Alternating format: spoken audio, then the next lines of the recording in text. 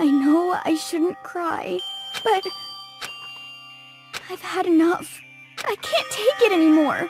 Getting out of here anytime soon, it's impossible. I can't let myself think about how much I want to get out of here. If I keep thinking like that, I might decide to.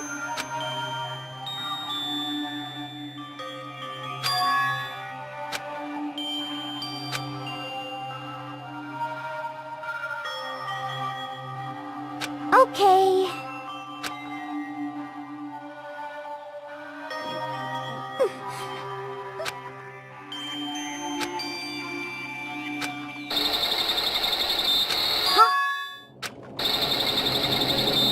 Huh?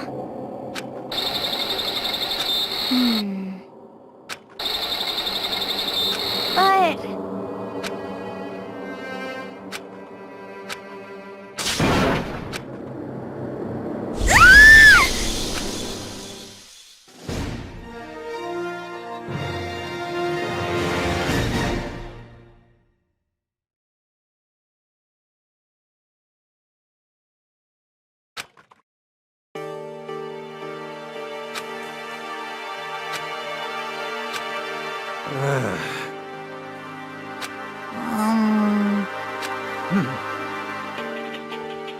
Oh. So then. How about that? Impossible.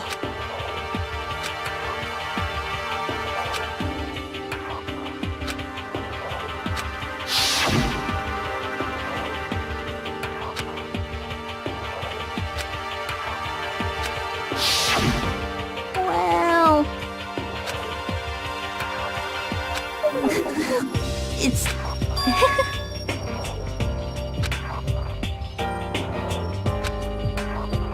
Well... Is that okay?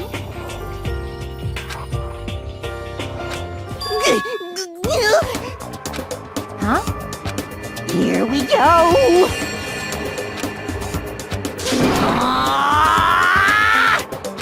There is nothing to be done. You know?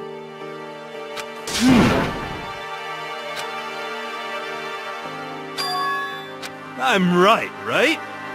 Perhaps. Well then.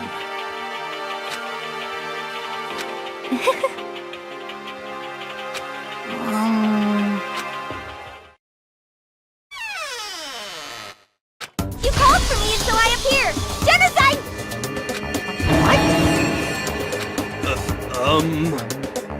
Yes!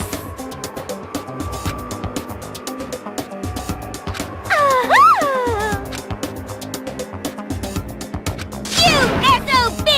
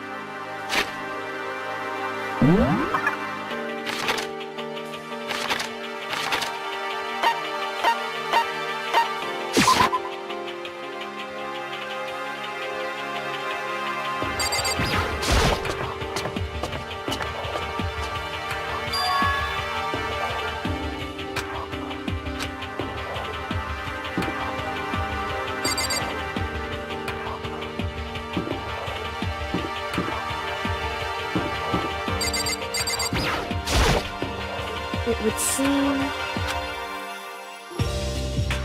Whew.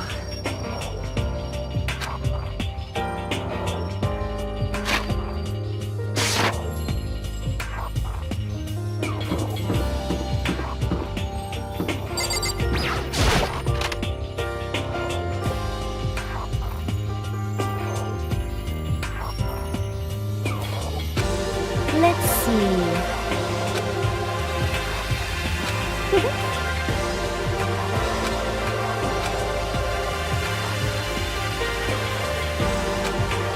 Isn't it wonderful?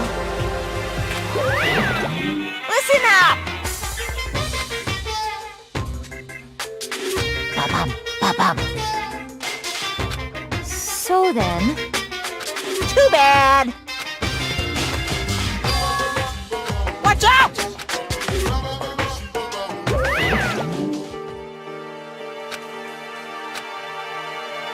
Most unfortunate.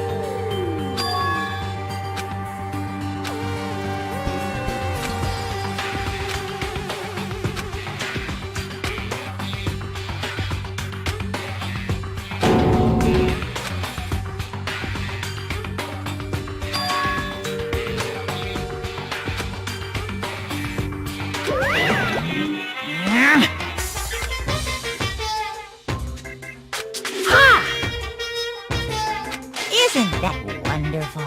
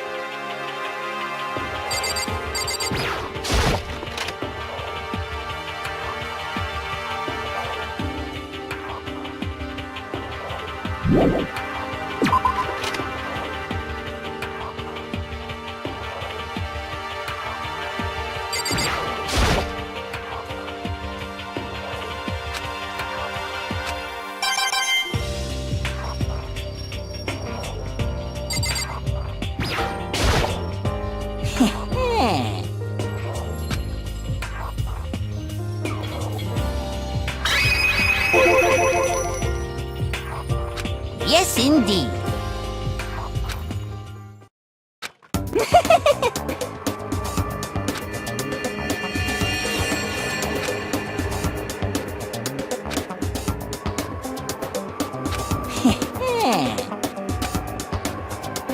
You know nothing! Yes, indeed.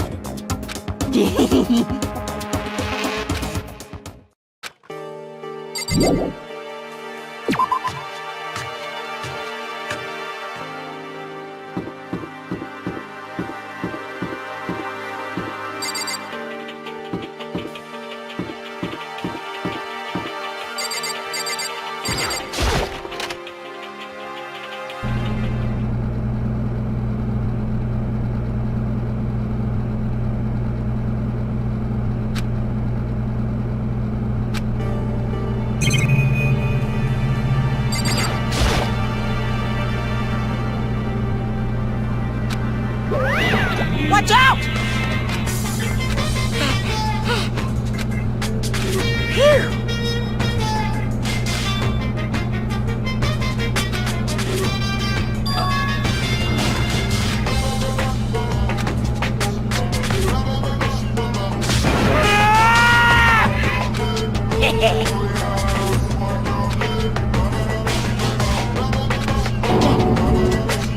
What?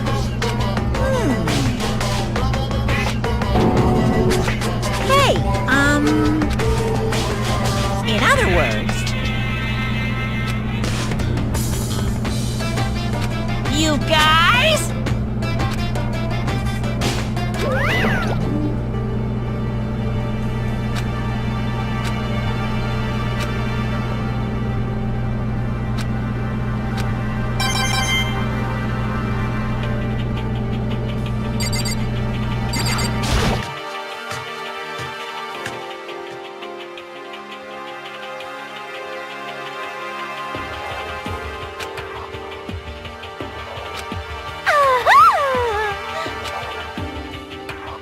I'm getting seriously excited!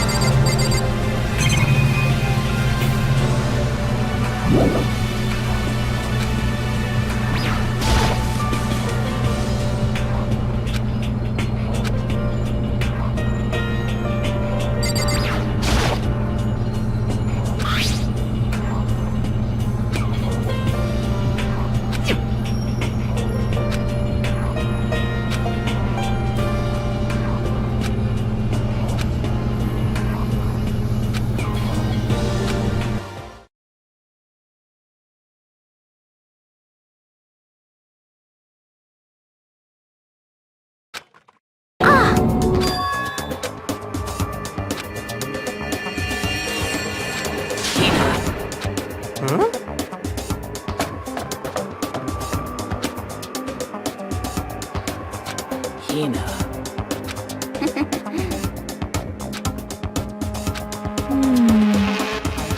Well...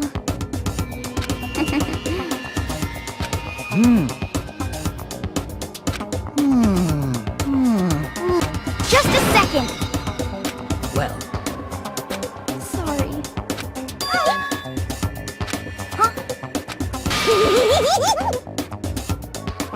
Bastard!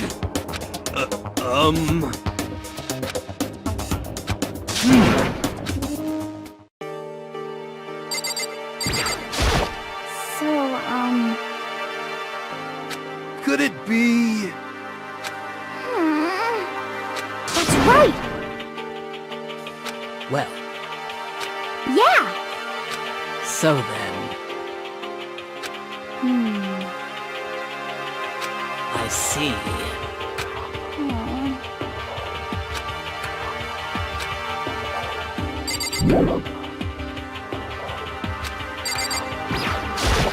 Correct.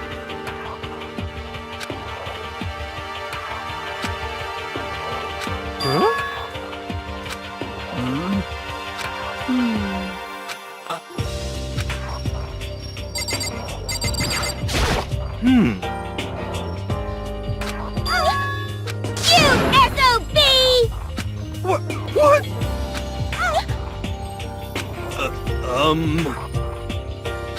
No, no, no, no! Huh?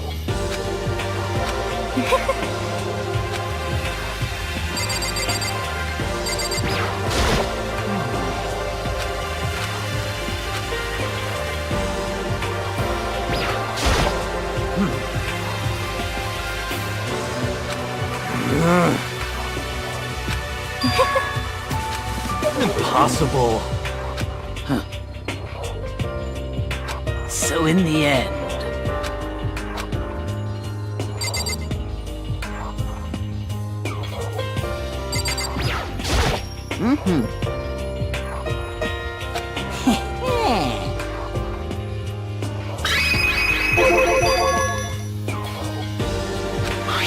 perhaps. You know? What the heck? Well, You know nothing!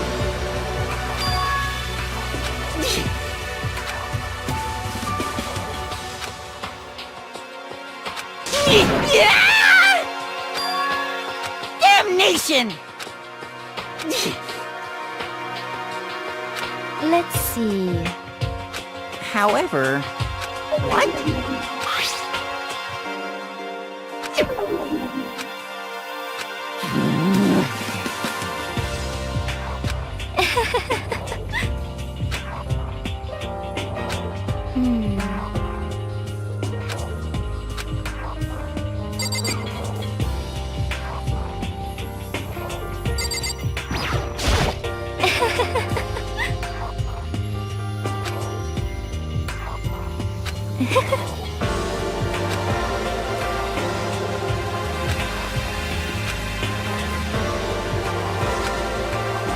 What?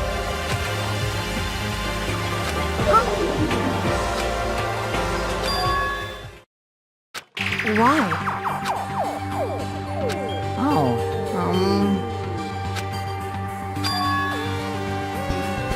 Well then, Let's see.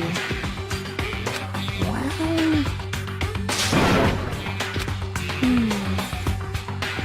How about that?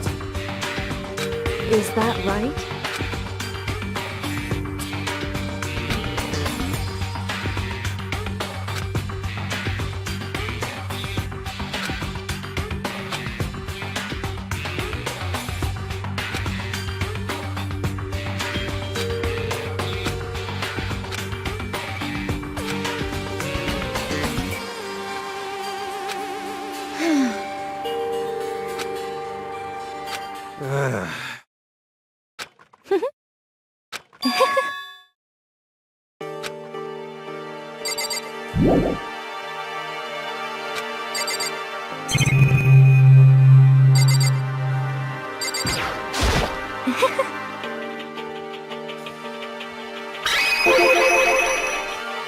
Actually... Huh? Huh?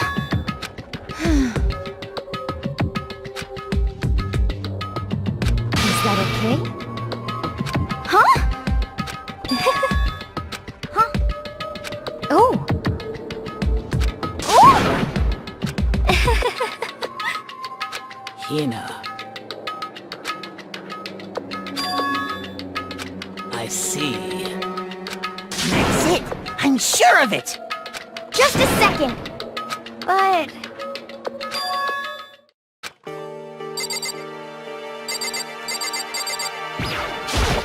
Sorry.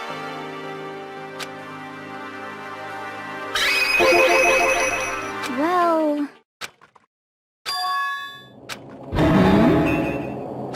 Hey, What the heck? Hina.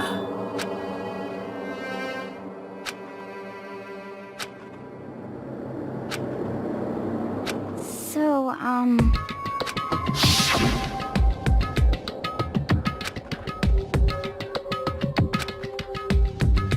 Huh? Honestly. Sorry. Hina. But...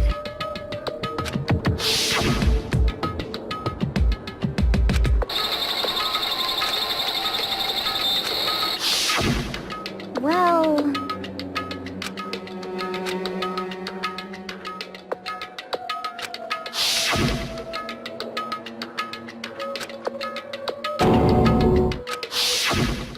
Say what? Oh no!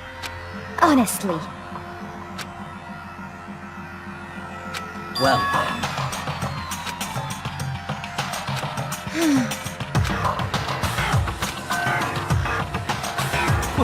What?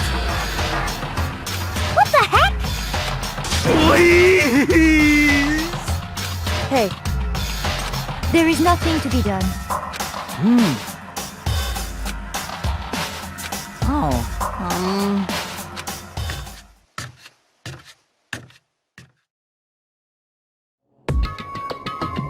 So,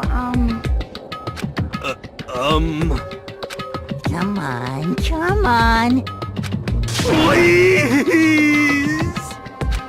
Hina. well...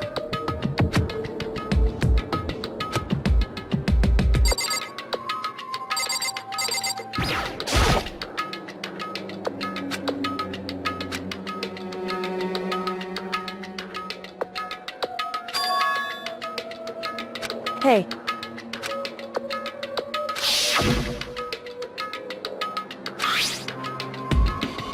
So...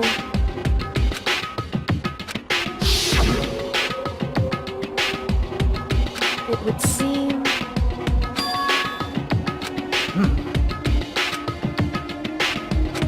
Then perhaps...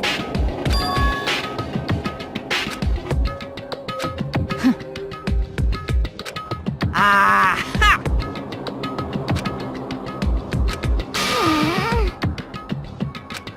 Hey, come on. What are you saying? Don't be mean! In other words, But... wrong.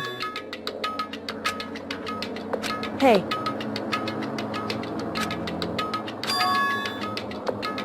Yes, it's me.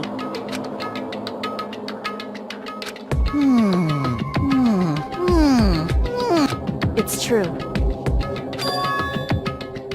Hey.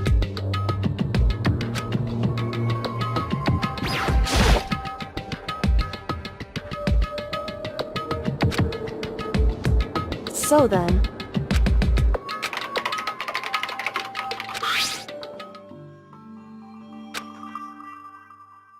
Hey.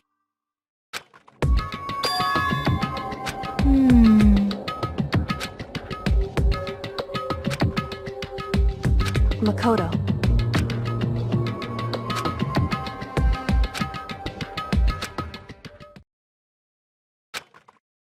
You really came. Oh no! Calm down. What? Anyway...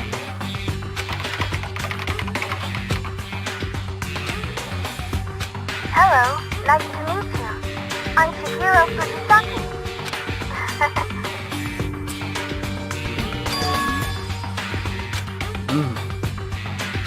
I knew it. That's right.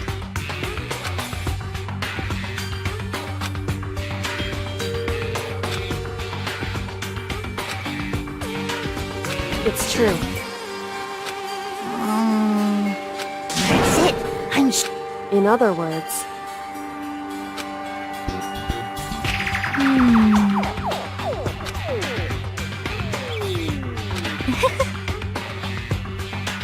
I see.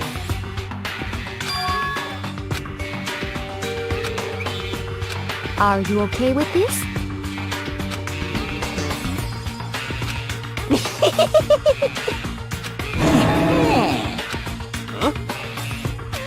Da-da-da-da-da! Huh?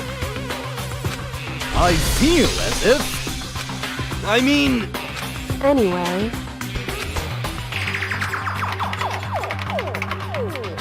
Master. Well,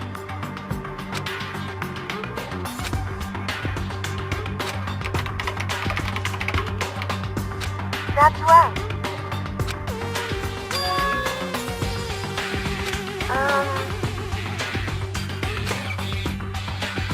Master.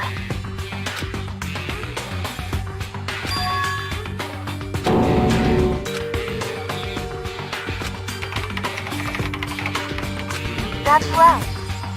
Leave it to me. I see.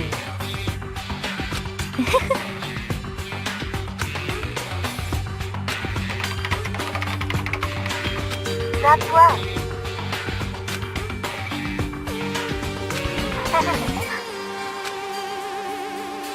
Yes, indeed. Are you okay with this?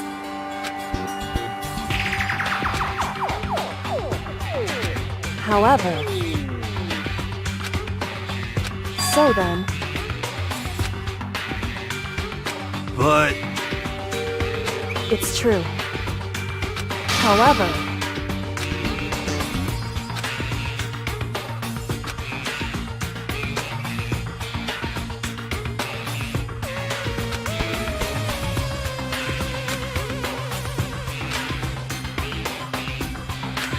So,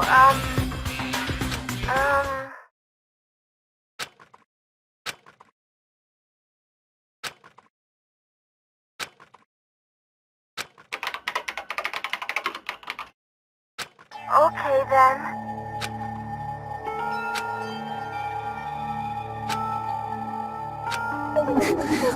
It's like...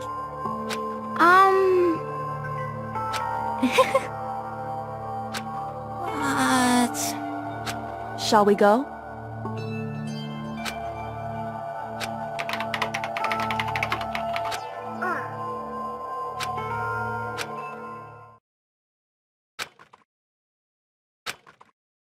Could it be... You know?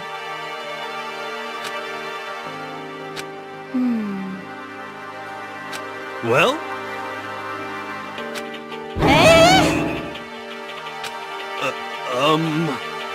Indeed.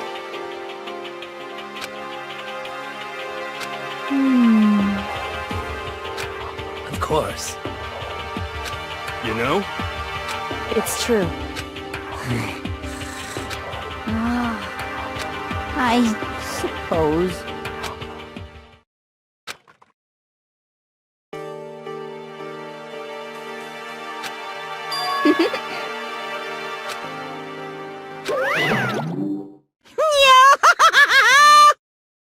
What's the matter? What the heck?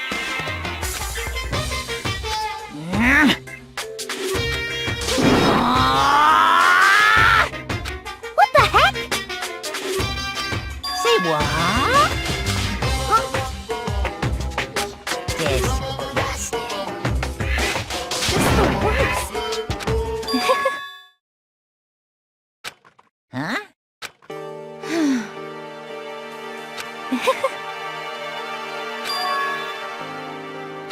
Huh?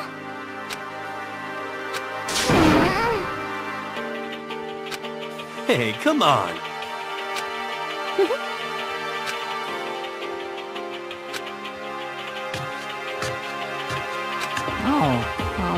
Damnation!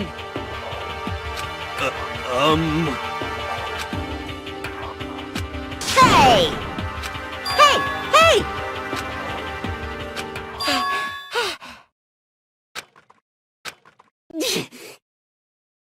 Without a doubt.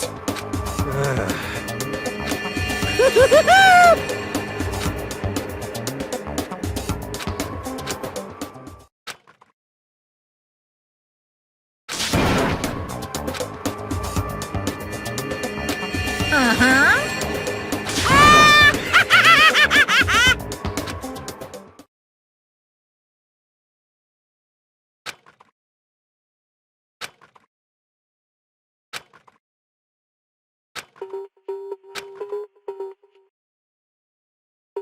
but...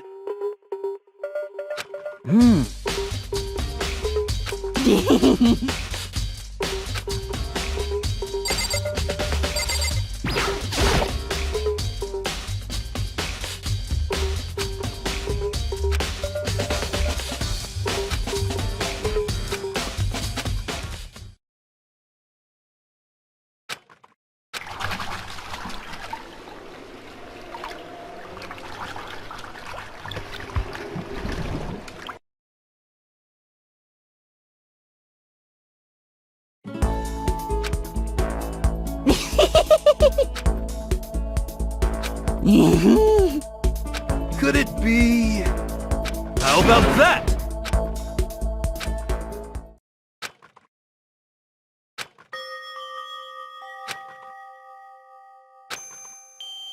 You got it! This is fine. Indeed. Of course.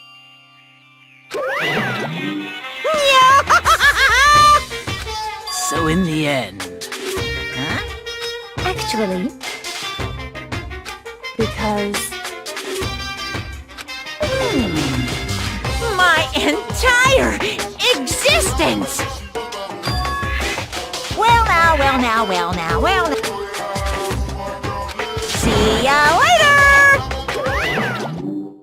Oh, It would seem... huh? However... Correct.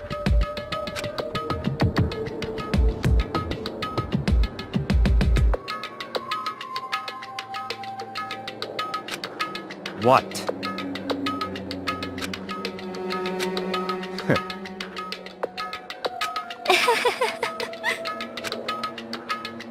What the heck?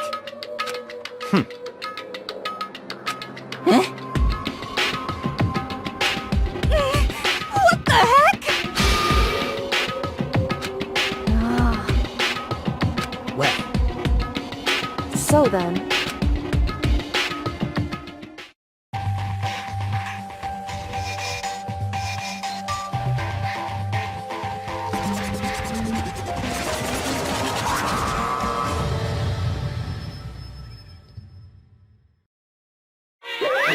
You guys?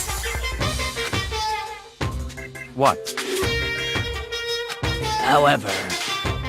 Okay. Come on!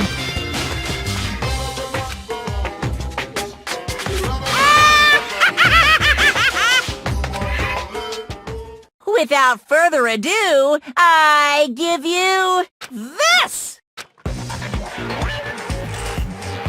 $10 million! I prepared this graduation present for whichever lucky student makes it out of here alive. What do you think? It's 10 million bucks! 10 million smackaroos! It's like totally wowie wow wow, am I right?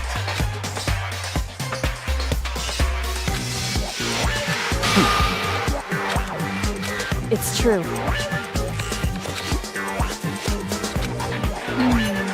What are you saying? Of course.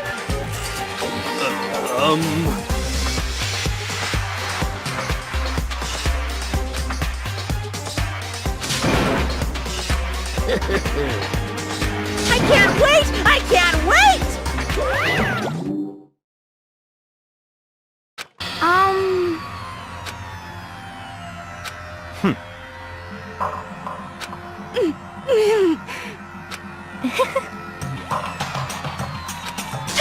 I'm telling you! You know nothing! Hey!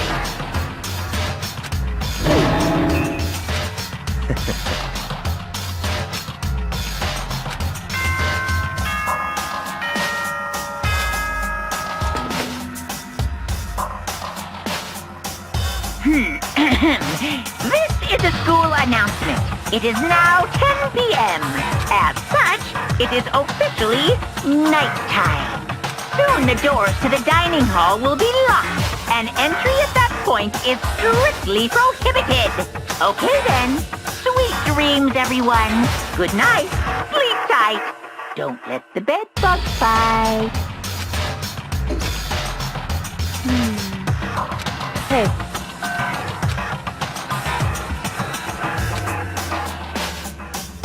because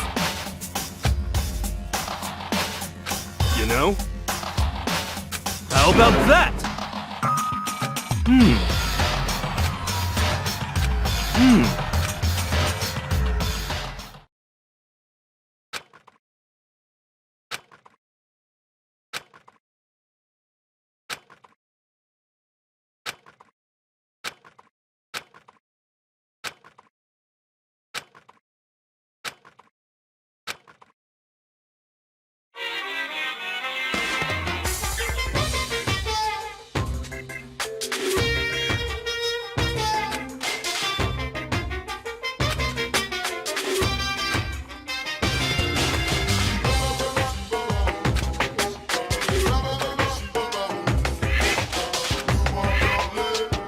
Even the darkest subject can suddenly become brighter! Our dreams are expanding! Ding ding!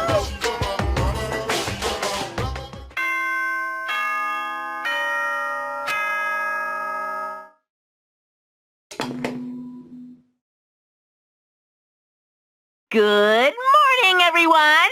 It is now 7 a.m. and nighttime is officially over. Time to rise and shine! Get ready to greet another beautiful day!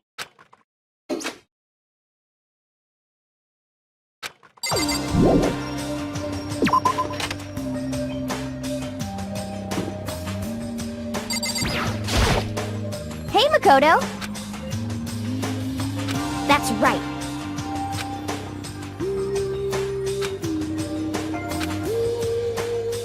Huh? Ah!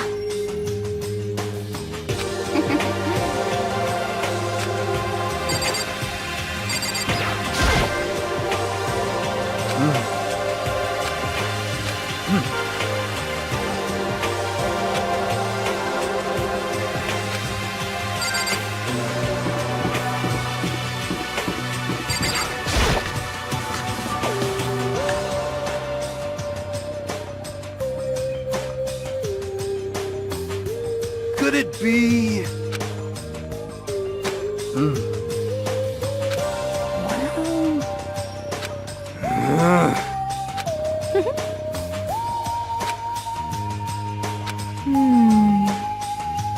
indeed.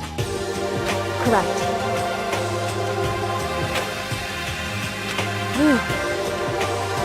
Anyway. Oh! Wow. Hey.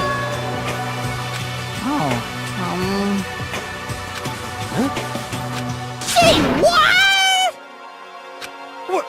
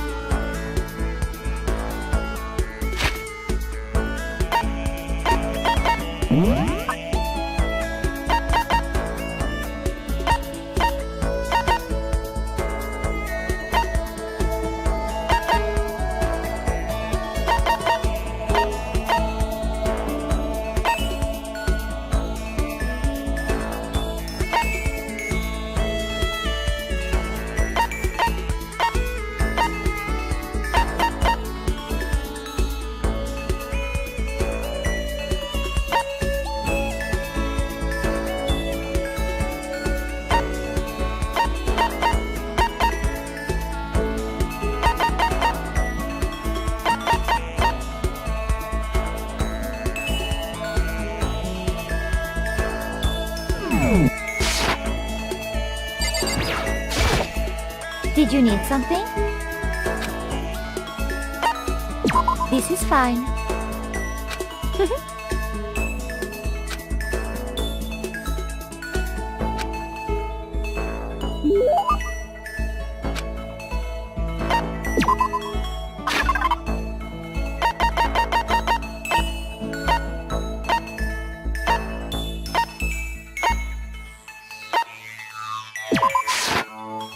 I'm so happy!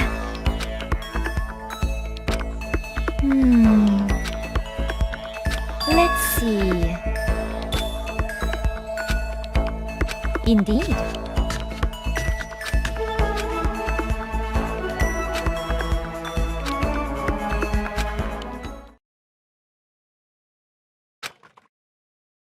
I am so happy! Actually...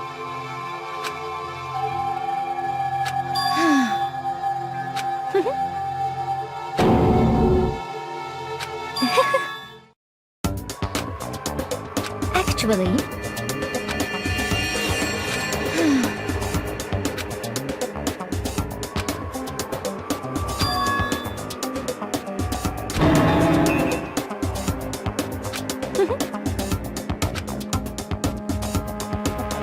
This is fine.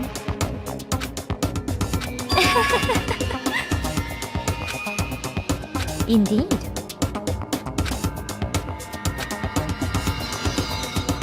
Could it be?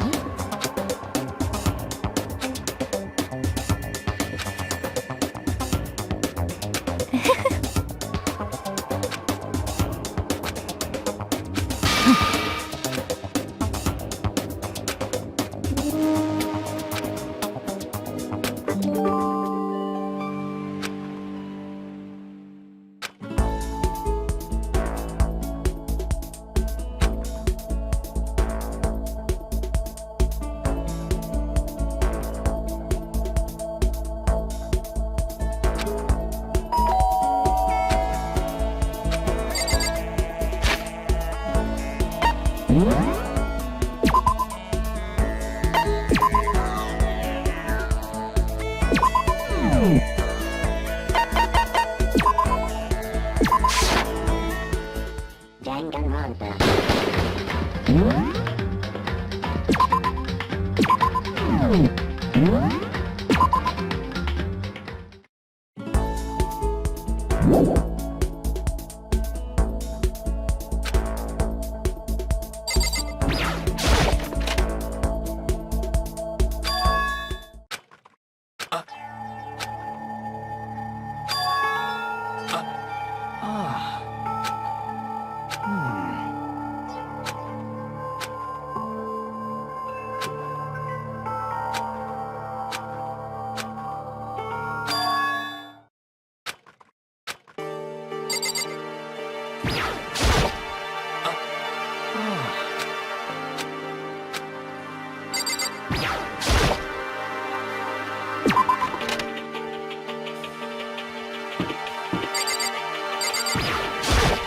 Just a second. Hey.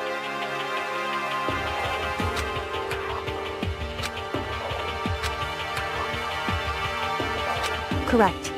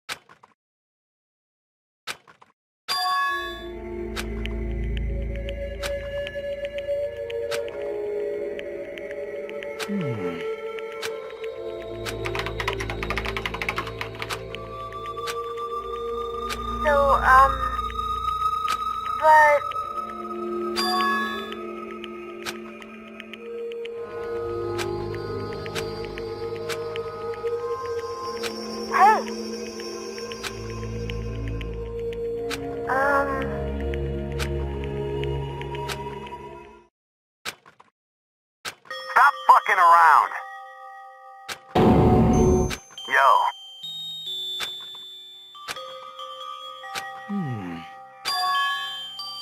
So,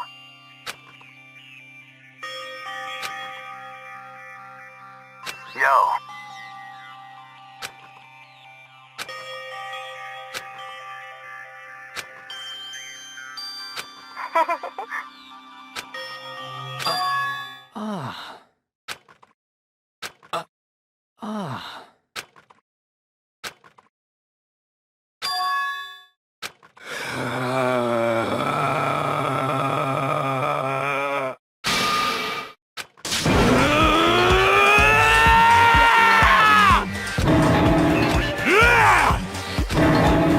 F you! Yeah! What?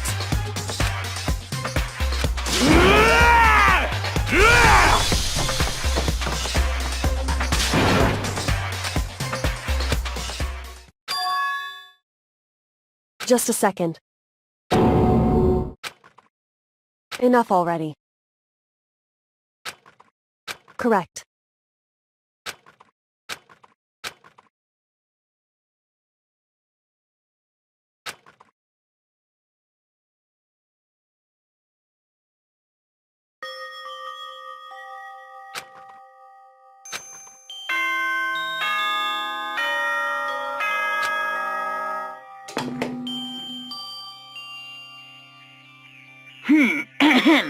This is a school announcement. It is now 10 p.m. As such, it is officially nighttime.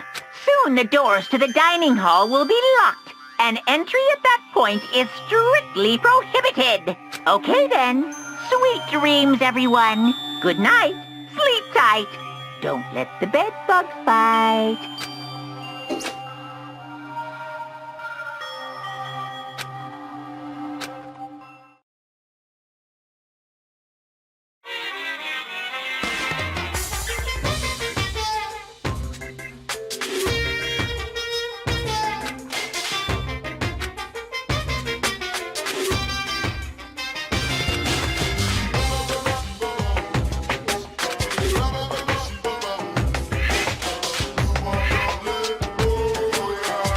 And I don't plan on ever playing it in the future either.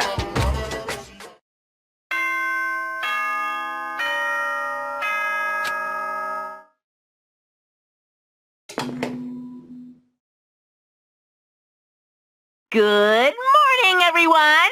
It is now 7 a.m. and nighttime is officially over. Time to rise and shine! Get ready to greet another beautiful day!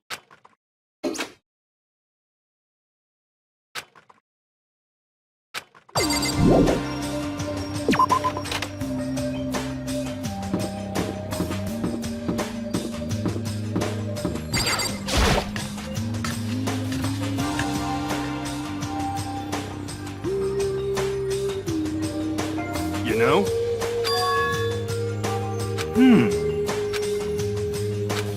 Hey, come on.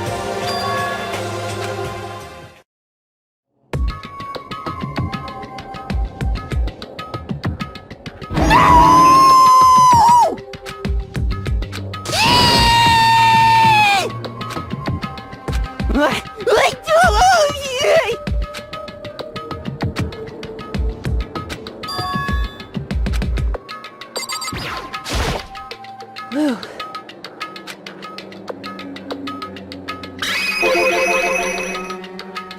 So...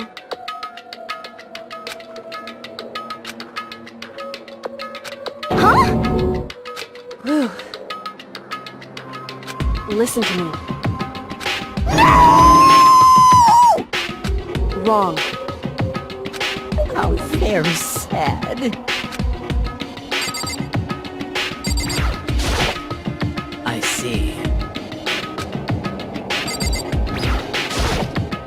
Honestly.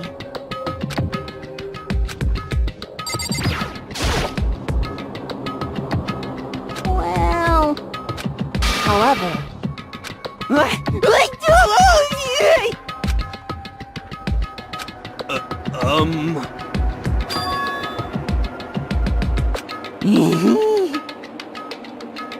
Well, it would seem... According to the spirits... How about that? You know nothing! I feel as if...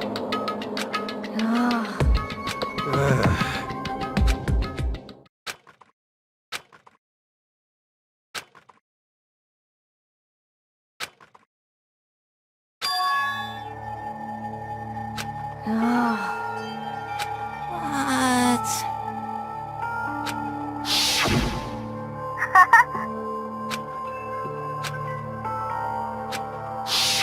I suppose. Hey.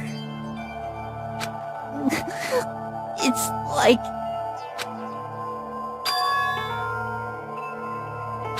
Well... Are you okay with this?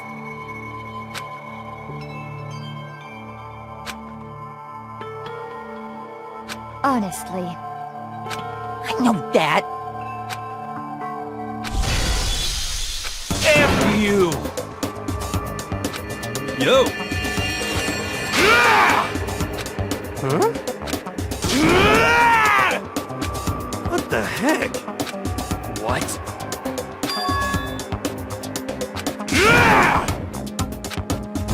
What?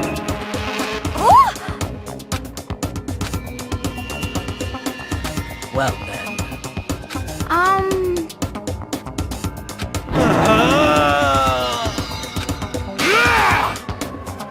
What? Yeah! F you! Yeah!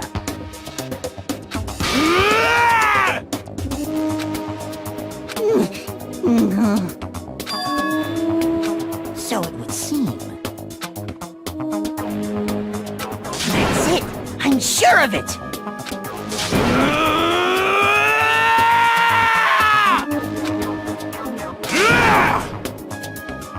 Completely unforgivable! Enough already. Hey,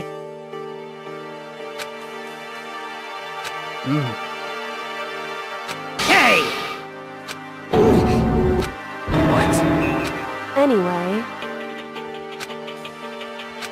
So? I suppose. Yeah! so then, Hey! indeed.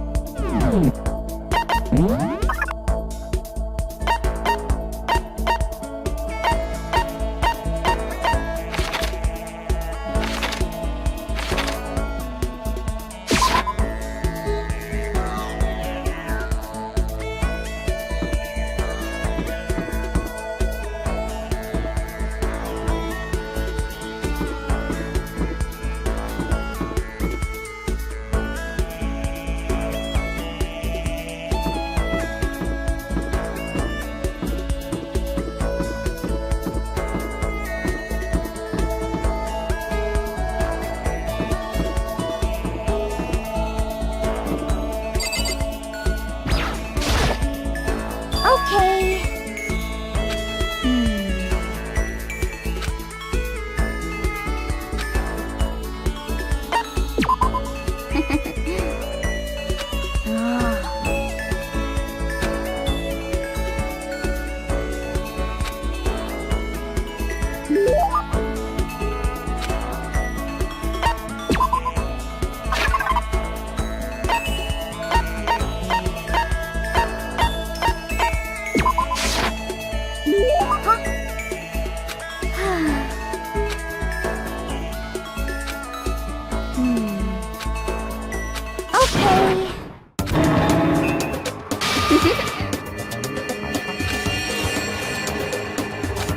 right!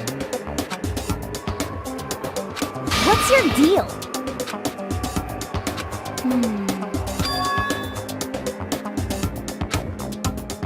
Yeah!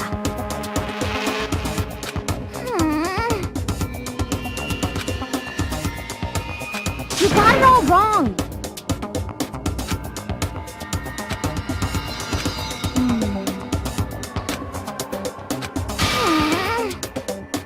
Okay. Yeah!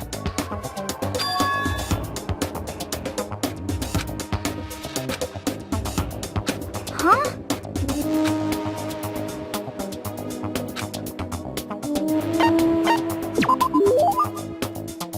You got it!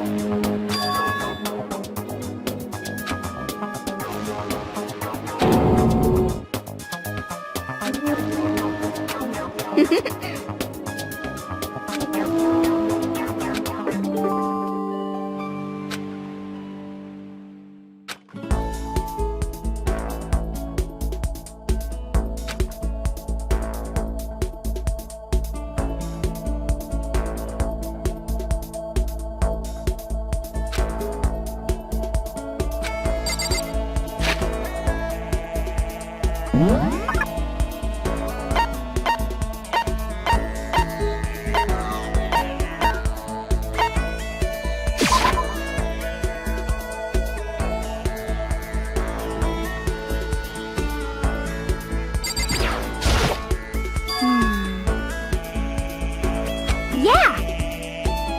Okay. Okay.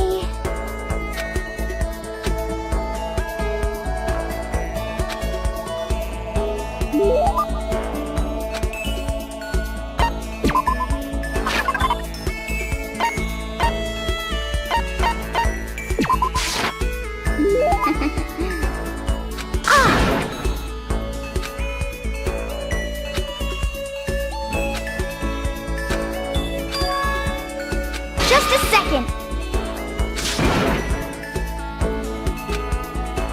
What the heck? That's terrible. What the heck? That's right.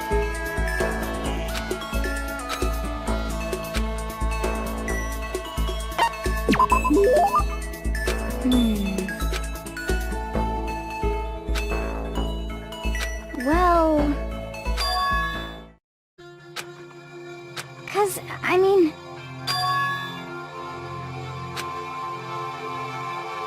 But...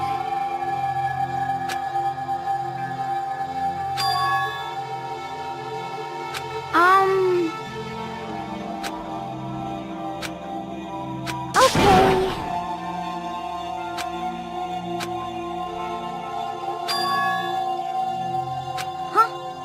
Just a second! Oh! Yeah, totally. Okay.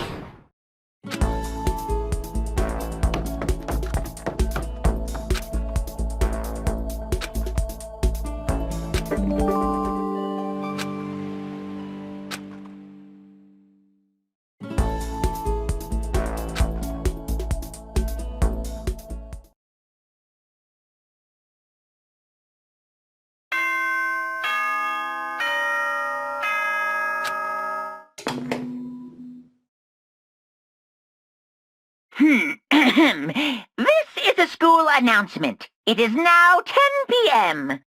As such, it is officially nighttime. Soon the doors to the dining hall will be locked, and entry at that point is strictly prohibited. Okay then. Sweet dreams, everyone. Good night. Sleep tight. Don't let the bed bugs bite.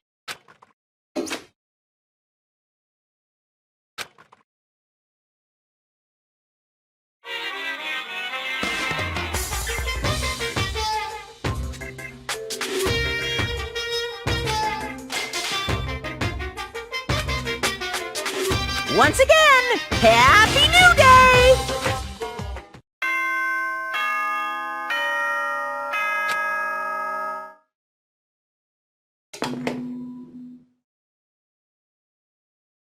Good morning, everyone! It is now 7 a.m. and nighttime is officially over. Time to rise and shine! Get ready to greet another beautiful day!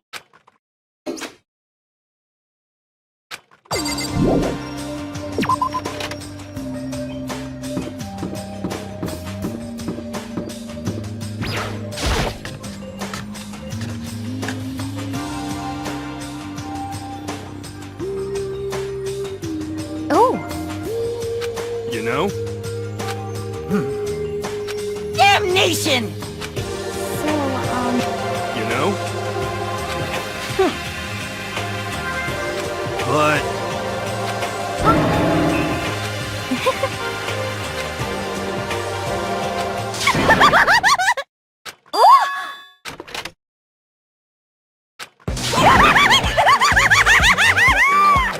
So in the end, That's enough.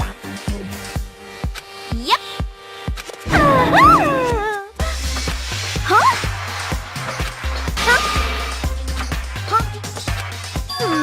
Have you reached that certain age? You SOB! Oh! no forgiveness! Naturally.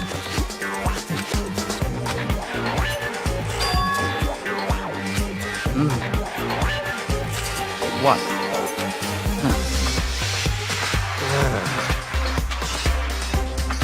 It's all clear now.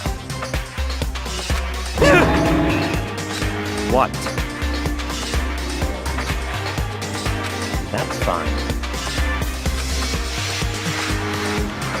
Indeed. I see.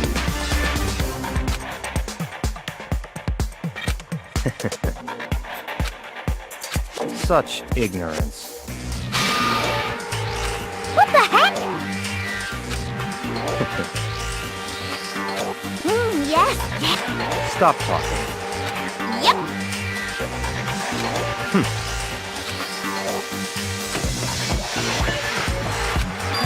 What?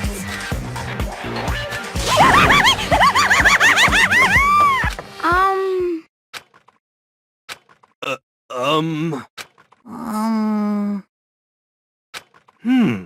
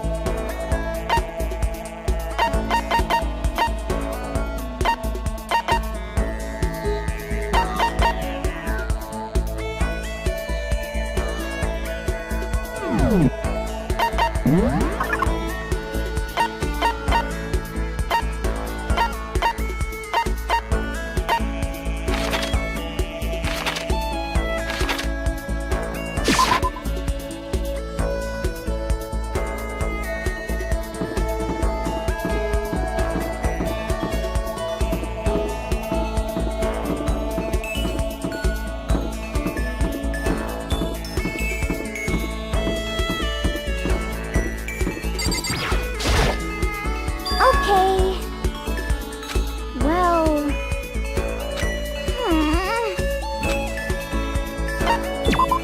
Yeah! You got it!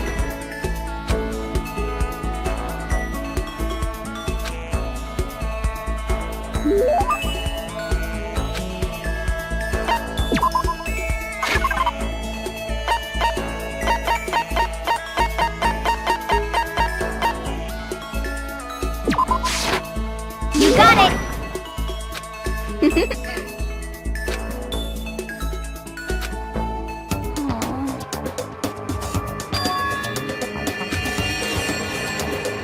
Well...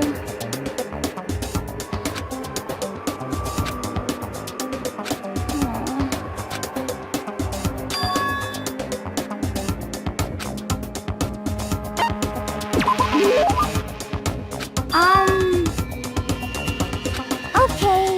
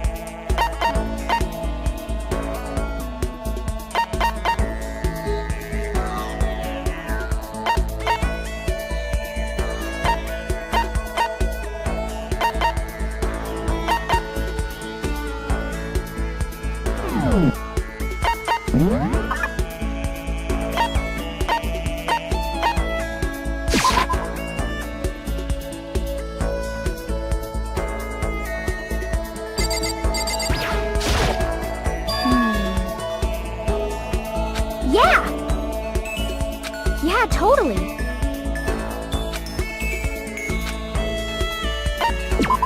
You got it! But... Huh?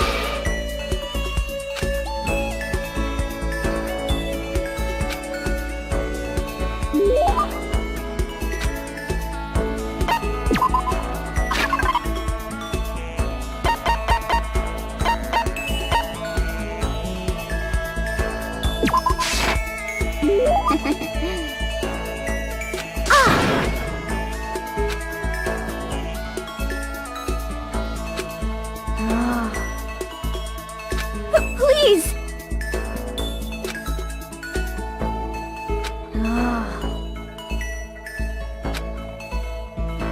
Just a second!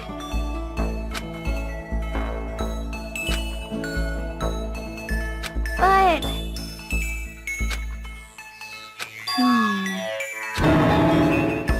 You got it all wrong! You got it! Okay.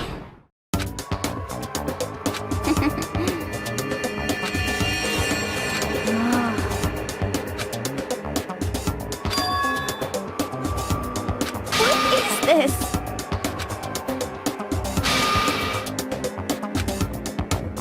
Just a second.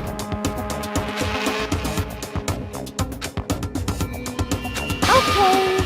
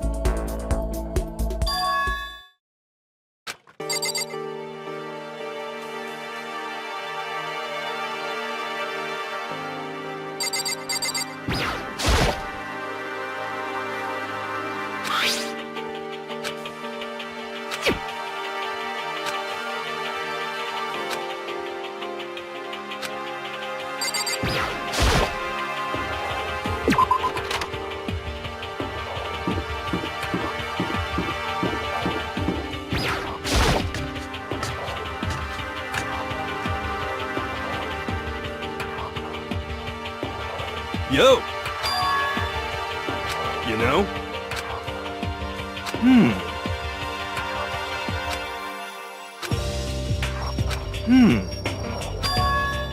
Actually, you know? We're serious.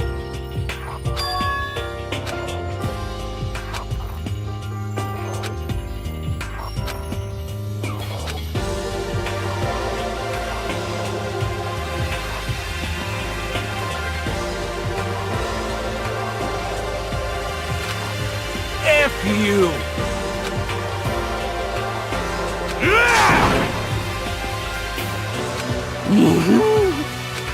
What?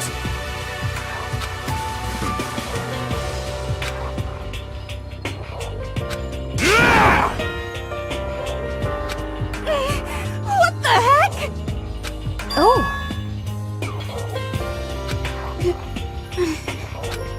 Hey, come on! Hey, about that? That's right!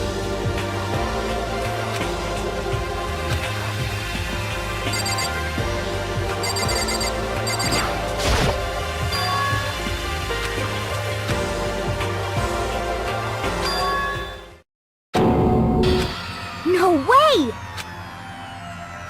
Oh, F you! Wrong. Well... However,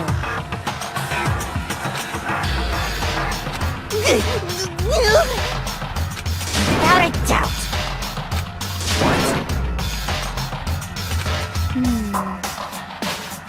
F you! Damnation! You're serious? wrong. Huh? So... What?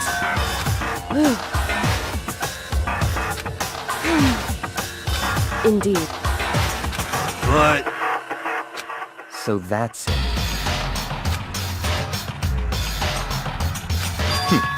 Interesting. That's terrible!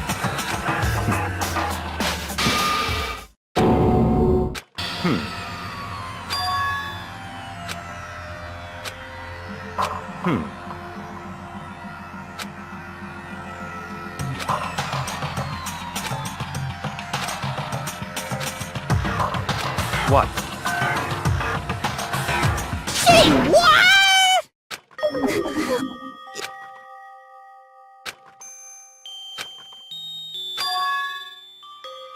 Damn it!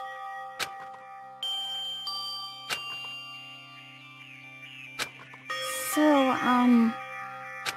At the very least, yes, indeed. I see. Damn it!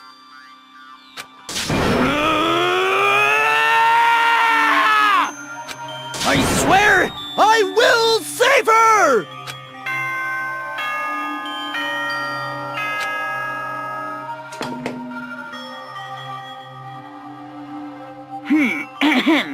This is a school announcement. It is now 10 p.m.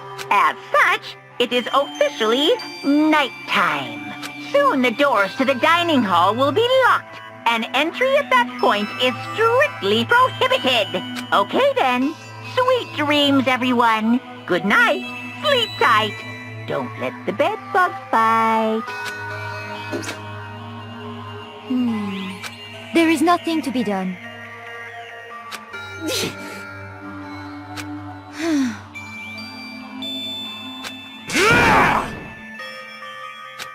calm down.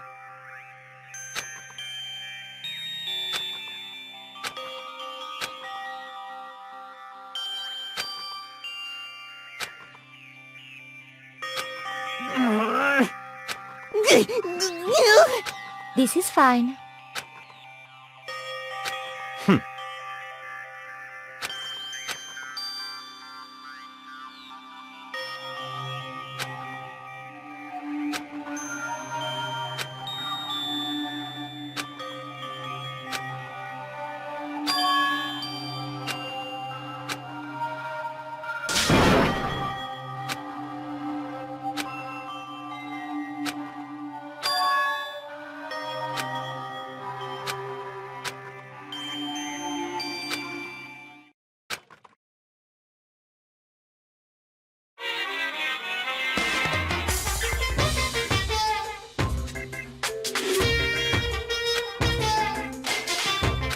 Sometimes, the murders that people forgive are way more abnormal than the ones they don't.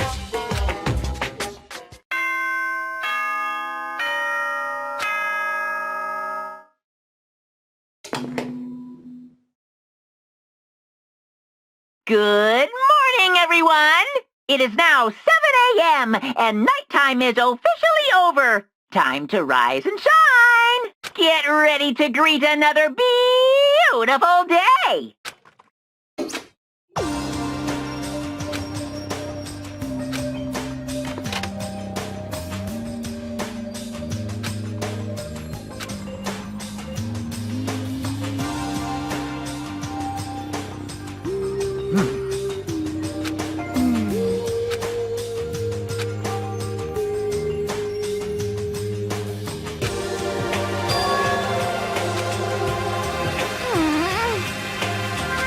however.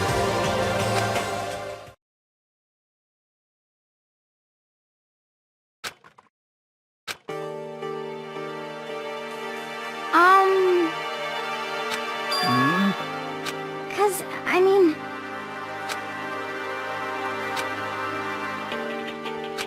It can't be. It would seem...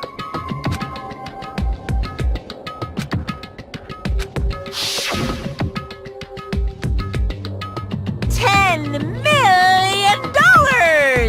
I've prepared this graduation present for whichever lucky student makes it out of here alive. What do you think? It's 10 million bucks! 10 million smackaroos!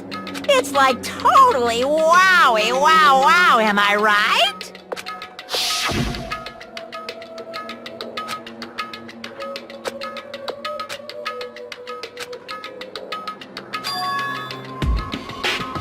Hey.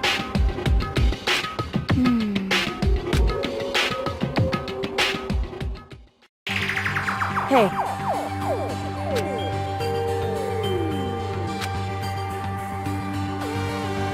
Okay, Anyway, but... Well then.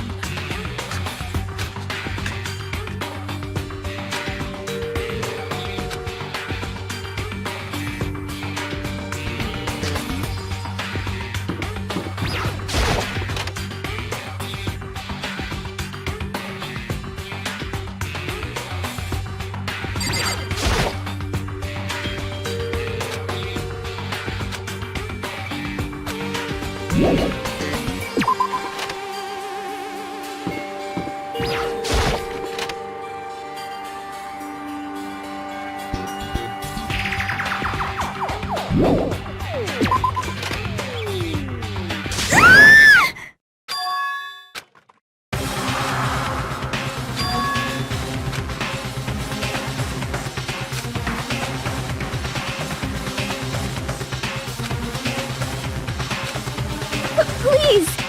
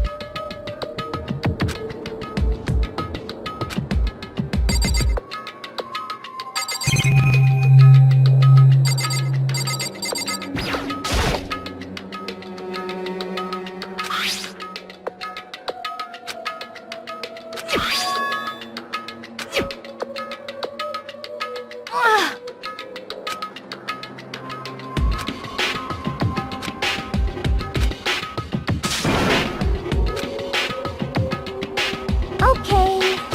But...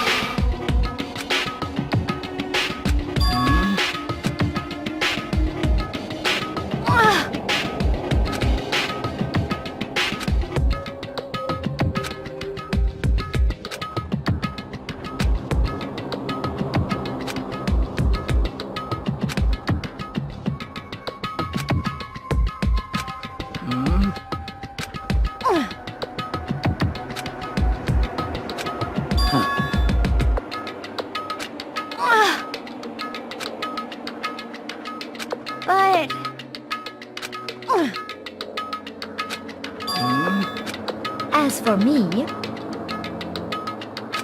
I see. Indeed.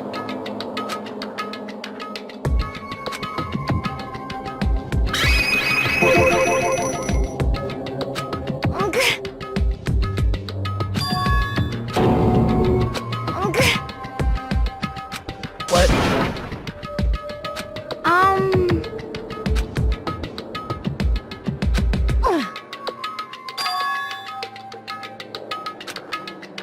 Indeed. actually. Huh?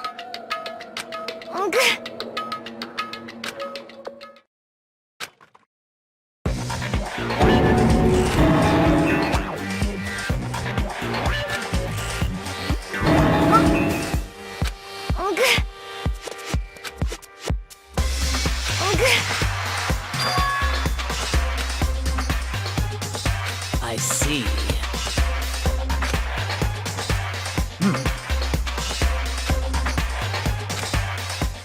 Just a second.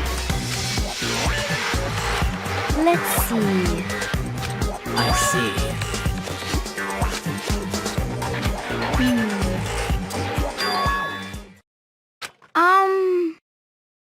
This is bad.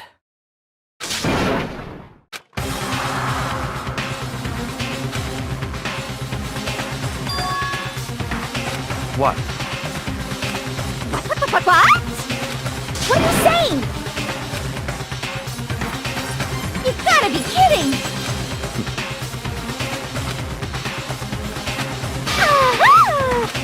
Stop talking. What? That's fine. Okay. Oh, Perhaps. okay.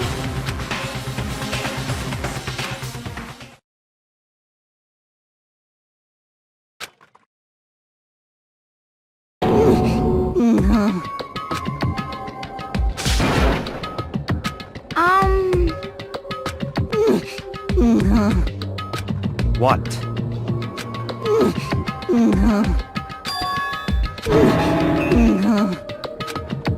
What did you say?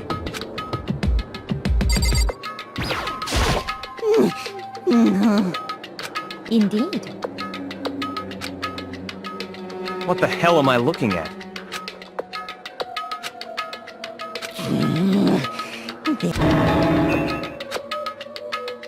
It can't be! Damn.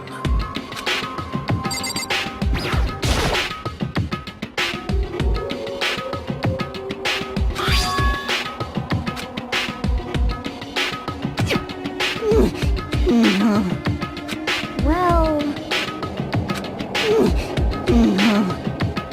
Hey.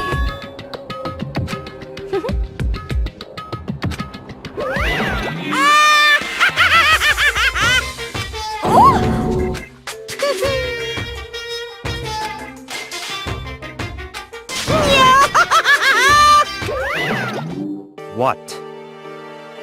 Are you okay with this? Yeah!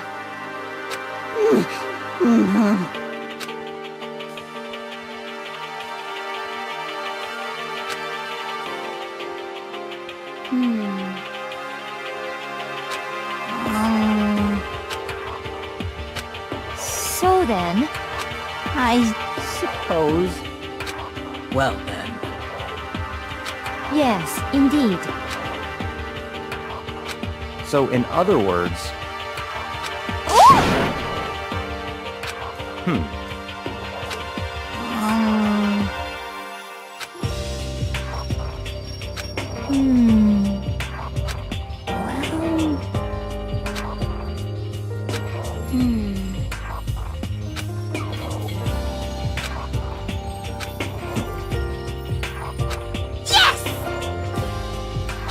What?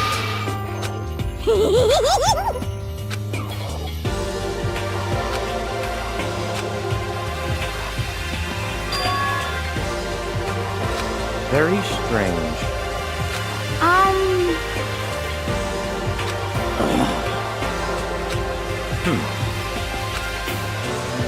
So that's it. In other words... What? Hey. Okay.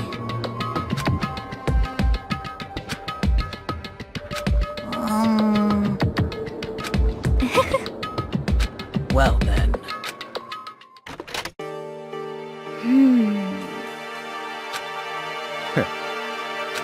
What to do? What to... What?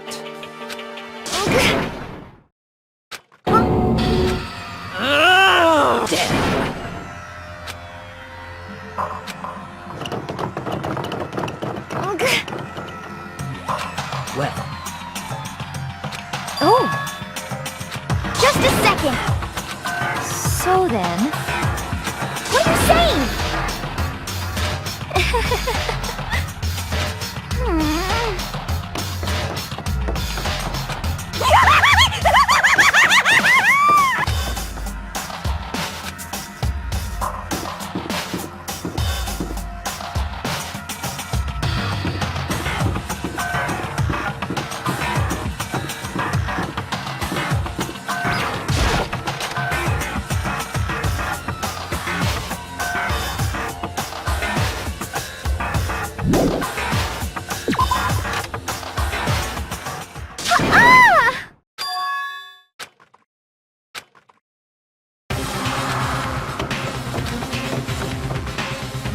Everyone...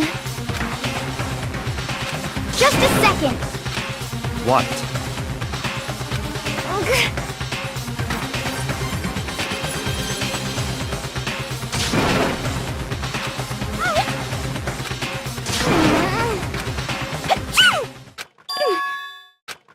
Huh?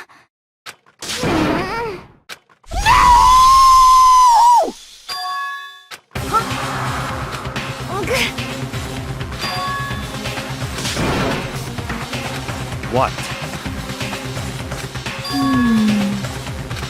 It's all clear now. So then... so then.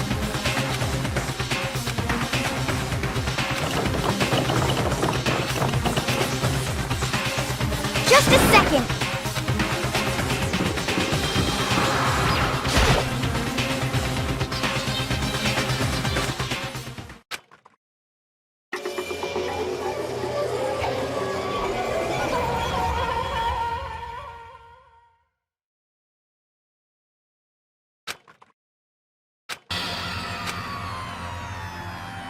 No!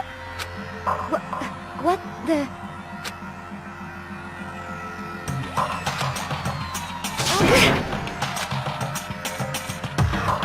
No way!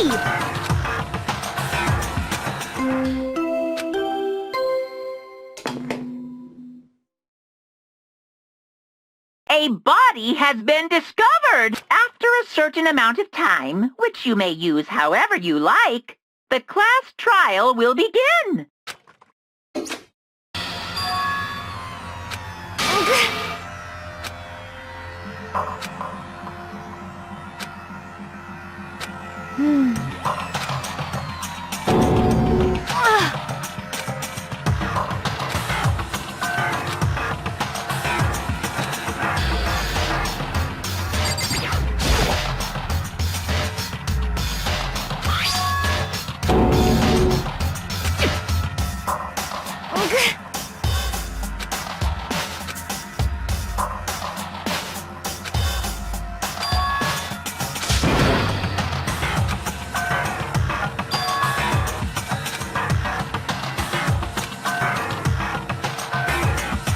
Are you okay with this?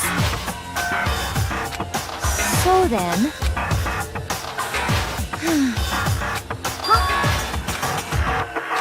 Sorry.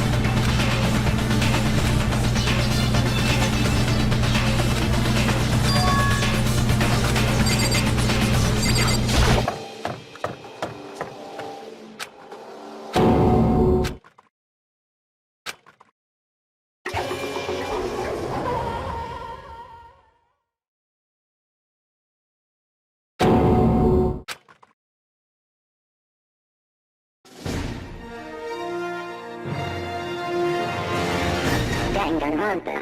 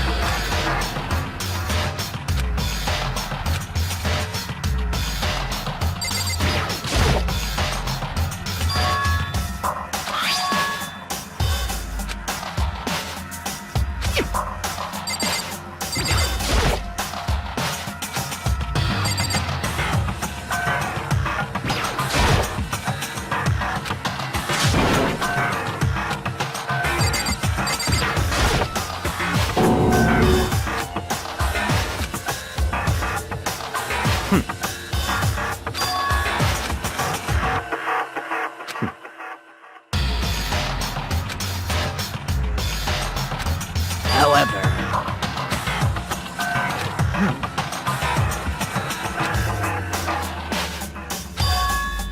What? What? what? Hey! I see. Damn.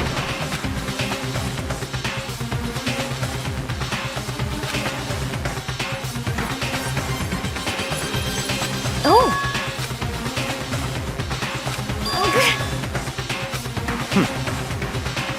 Indeed.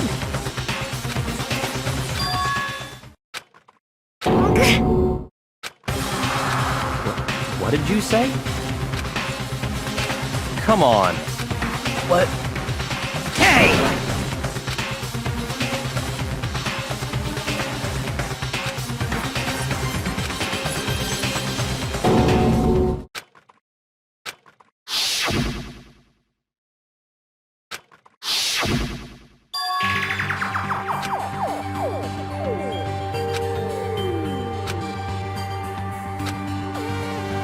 Indeed.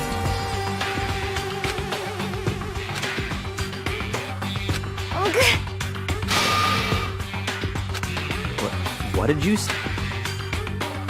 Why?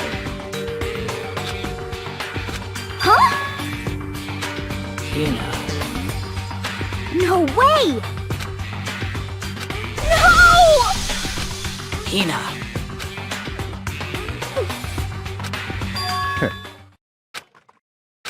What? Well...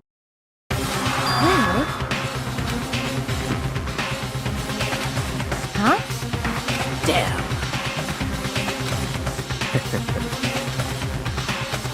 Bastard!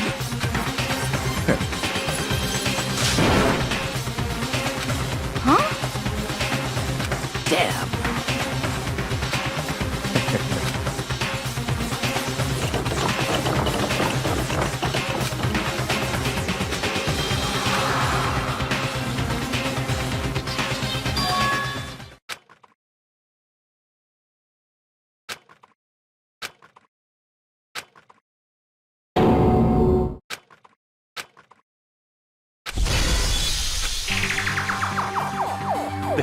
This is...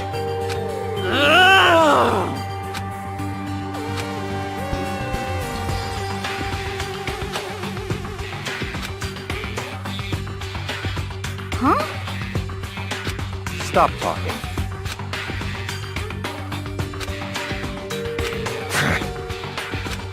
Ugh. Huh? Not possible. Huh? Well... It is so.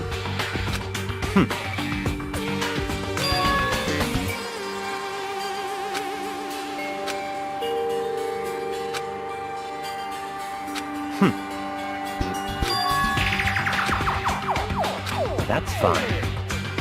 Let's see.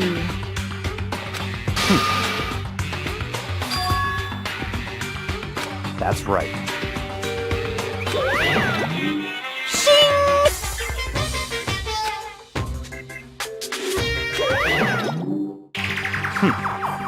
Let's see.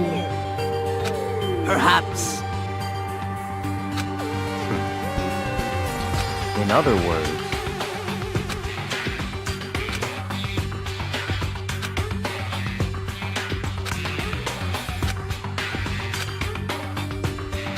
what?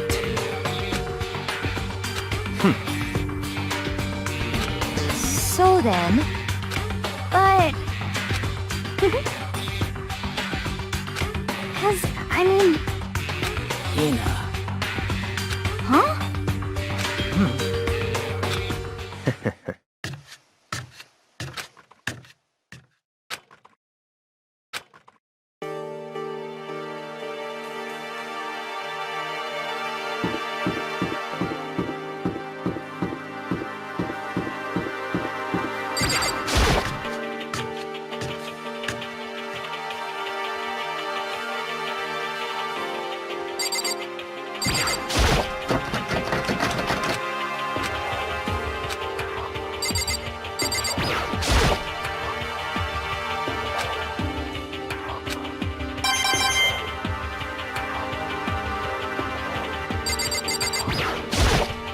Huh?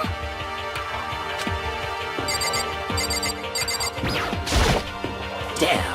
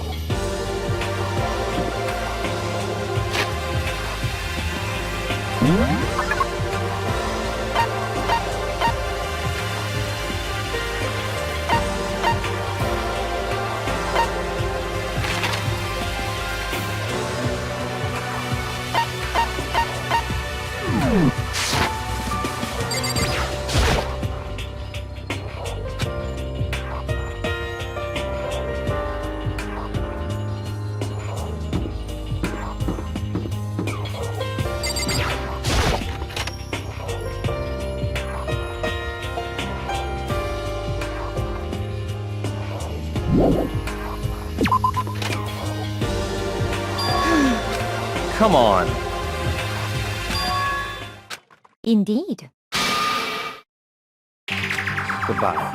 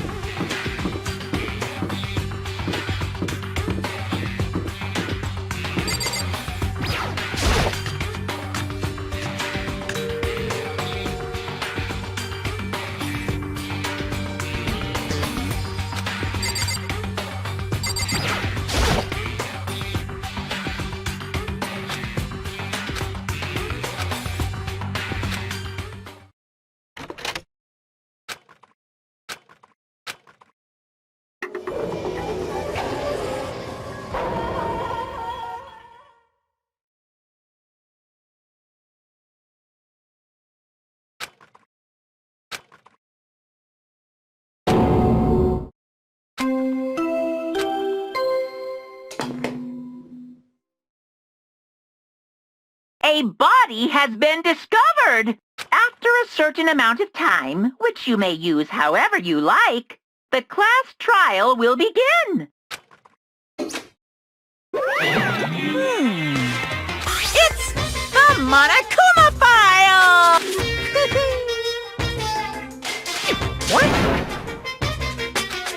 Stop talking. Punishment is waiting for you. See ya later! What the heck? That's terrible!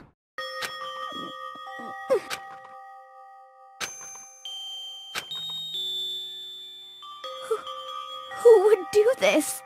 Why? Why?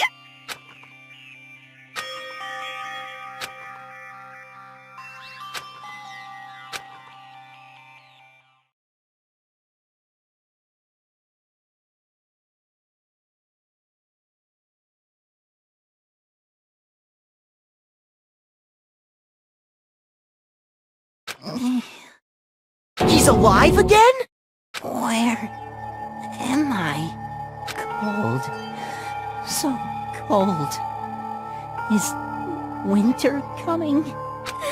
Hifumi! Wake up! Huh? That's right. I remember now. Hope's Peak. Come on, you gotta wake up! I remember everything before I met you all. I met you all.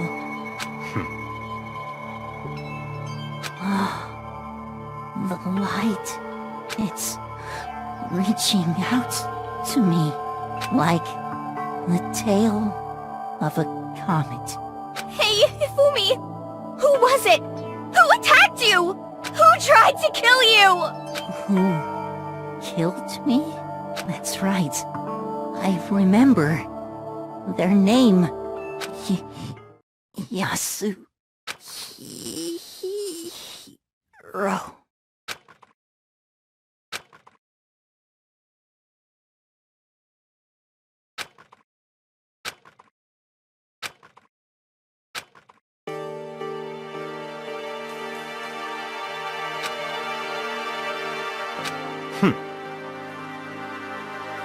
Honestly.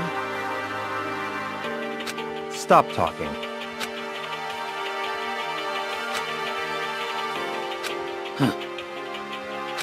Then perhaps... So in other words,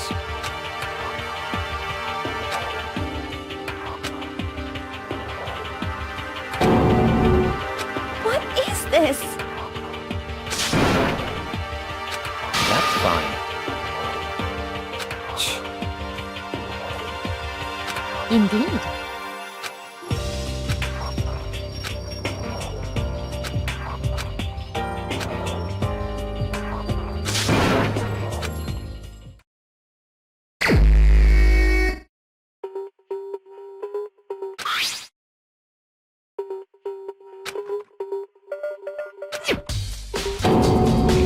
Very strange.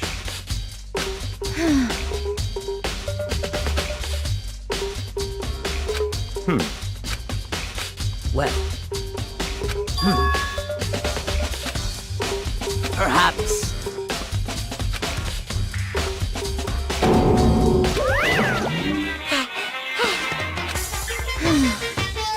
Monokuma appears! Yep.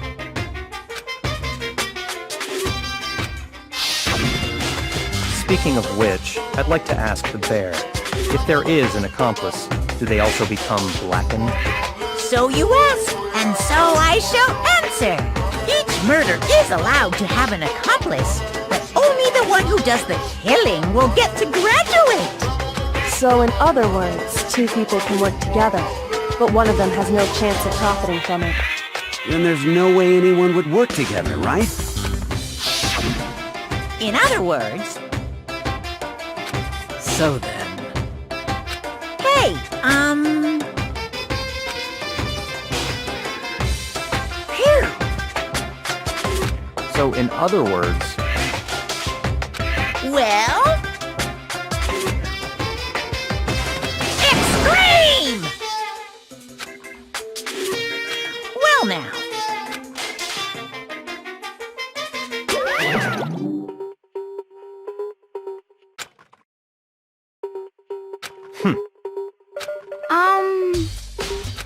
However, Indeed. So, What?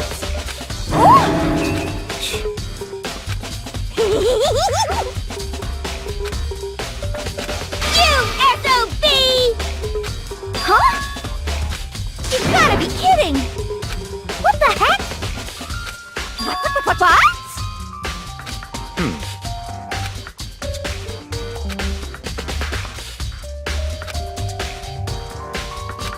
Yep. What are you saying? Let's see. So then. It's all clear now.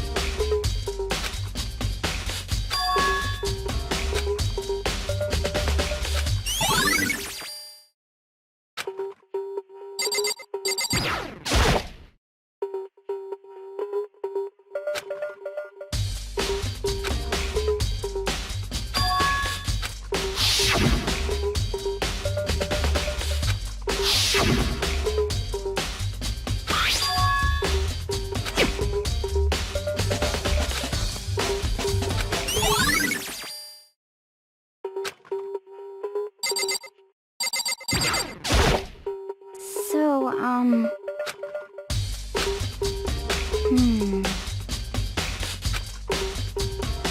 But...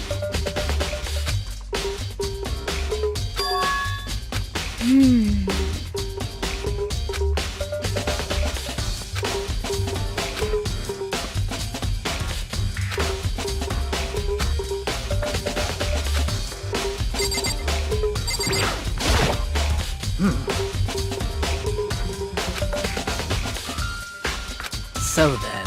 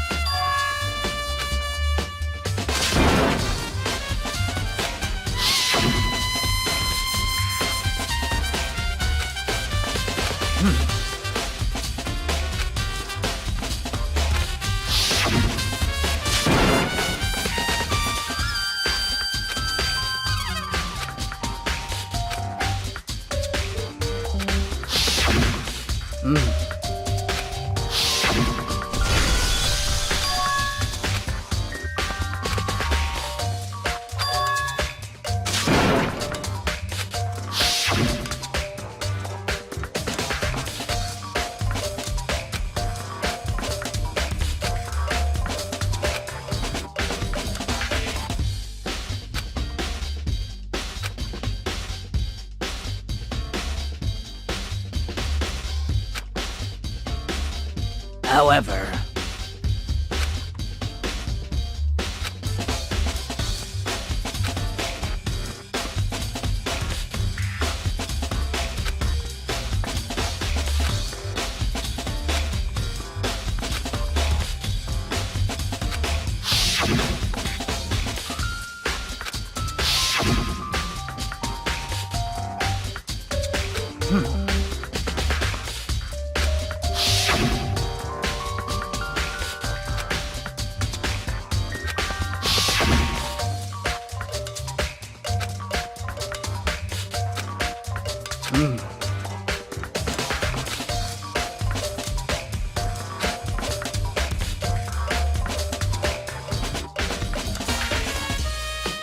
However...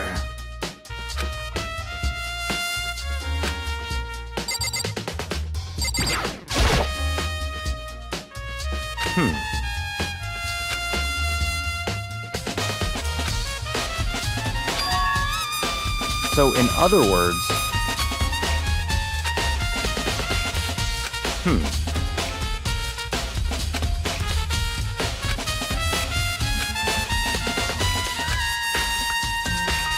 What?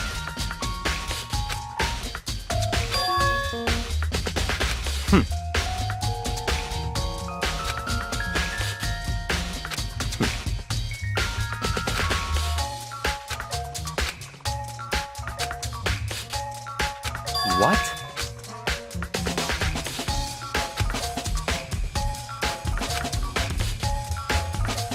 I see.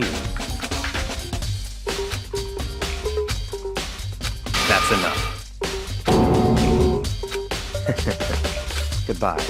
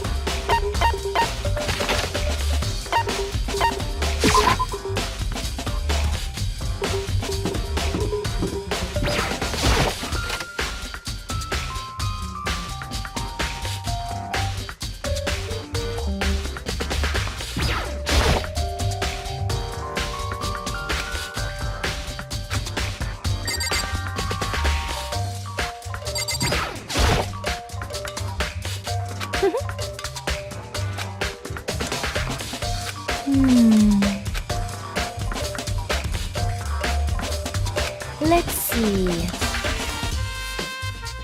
Yes, indeed.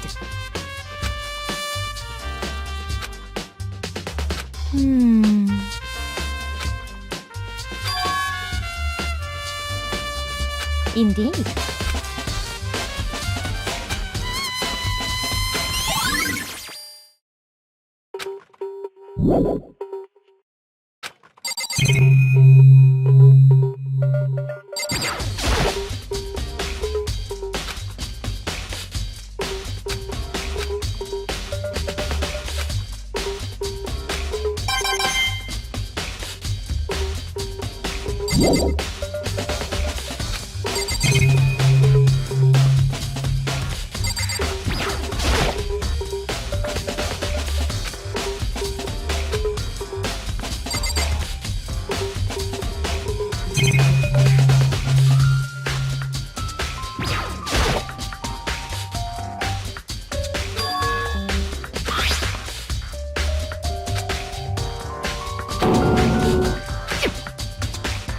Oh!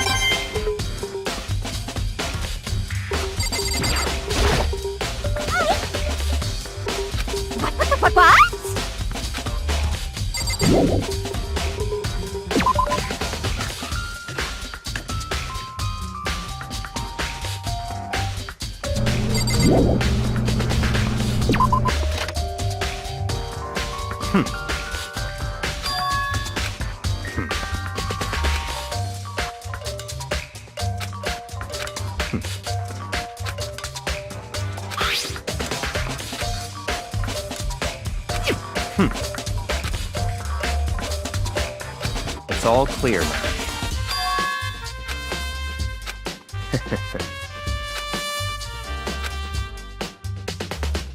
Goodbye.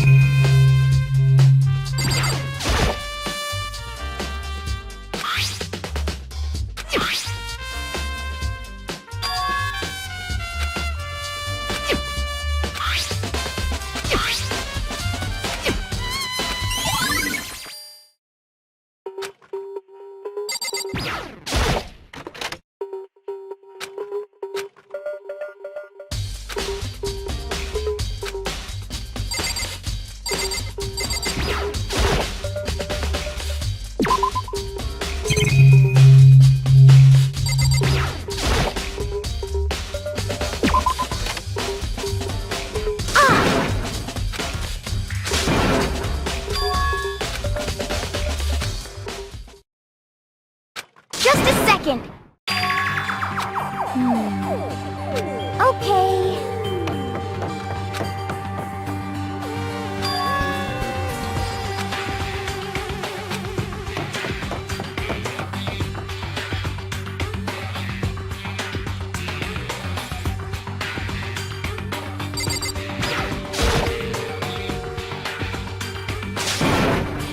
I mean...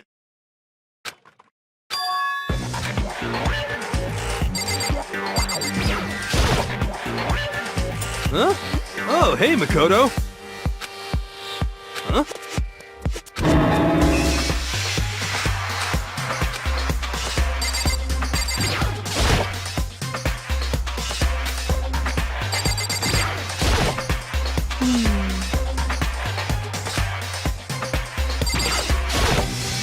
right. Don't be mean! What? Well...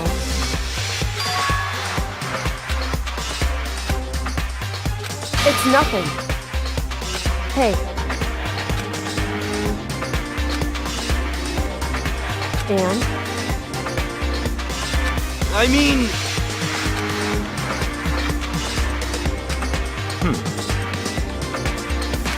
Huh? Let me out of here!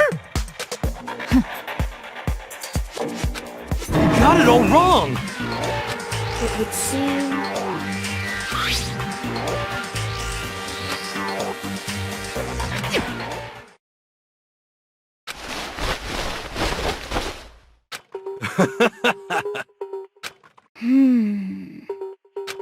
So then, honestly, is that okay? Could it be... That's terrible! Just the worst. What? That's right.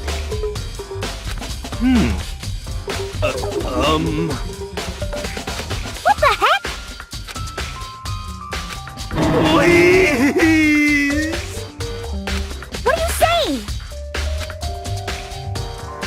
What the heck? Okay.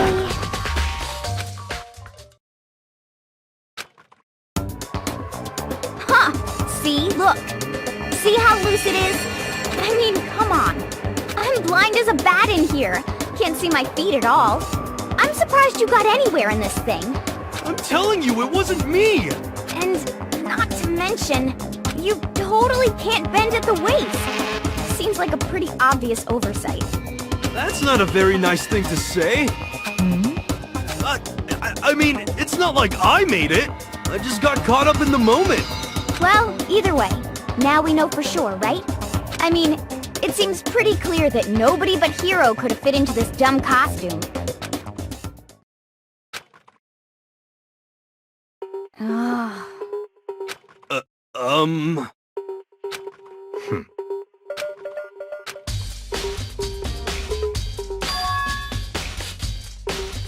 Just a second! But... Honestly. What the heck?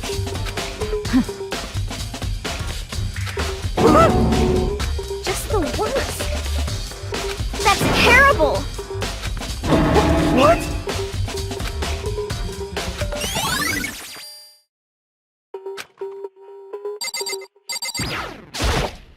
Oh!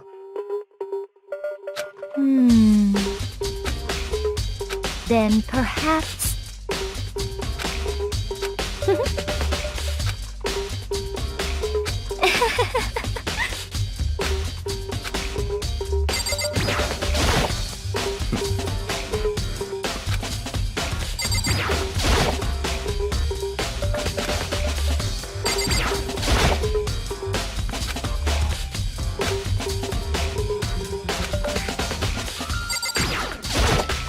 What the heck? What the heck?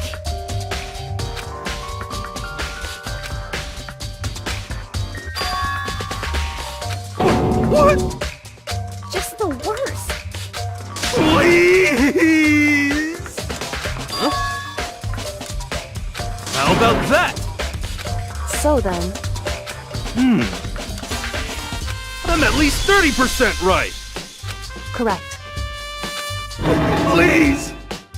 What the heck? Oh, so then.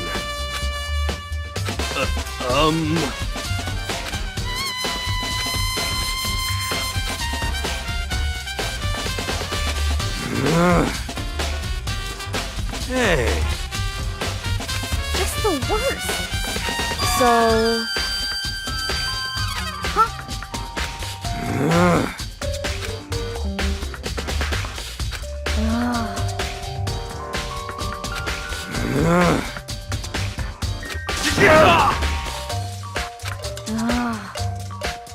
Don't be mean!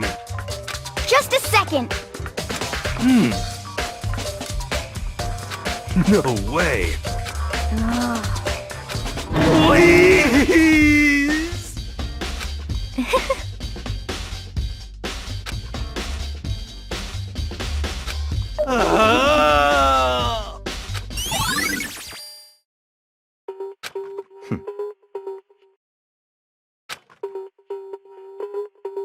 What the heck?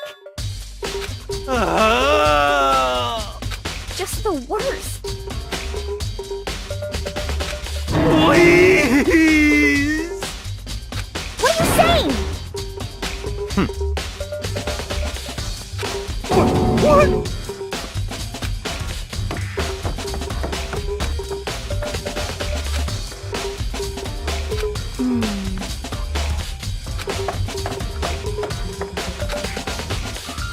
Makoto.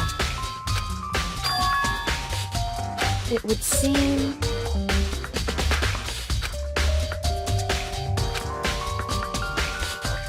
Why is that?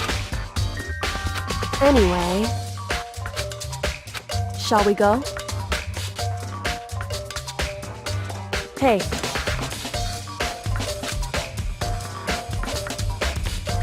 Correct. Hey. Anyway...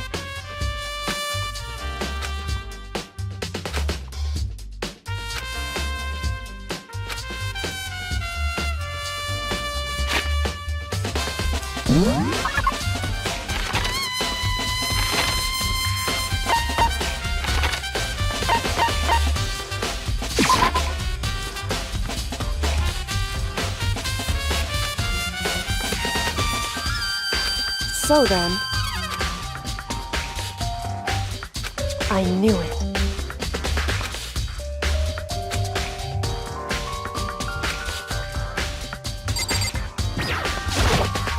I see. Hey.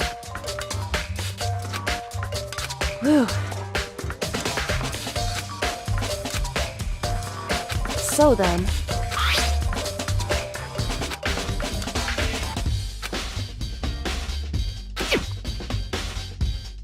That's right.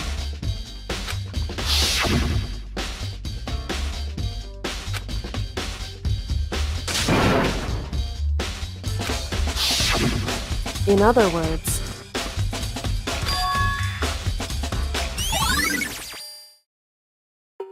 However...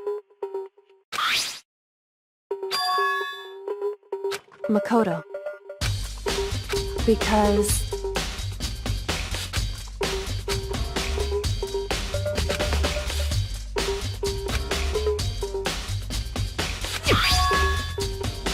Hey.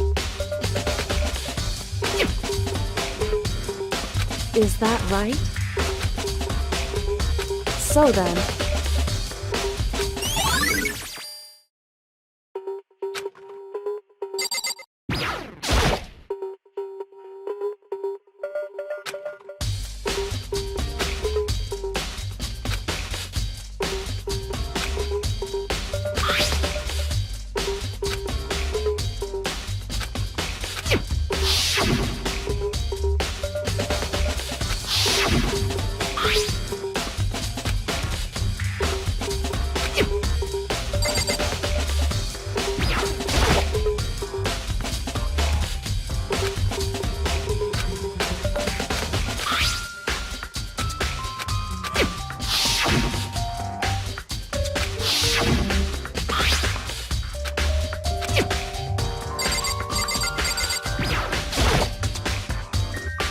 Indeed. That's right. Indeed. Why is that? Hey.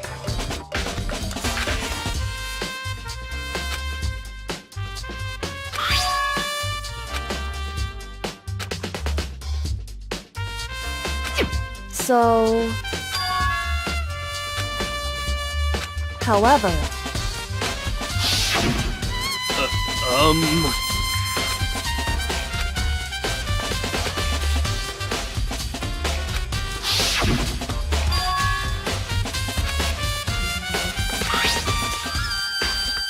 Is that right? So...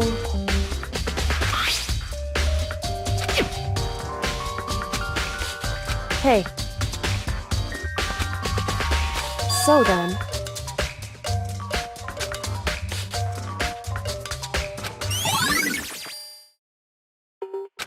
Hey.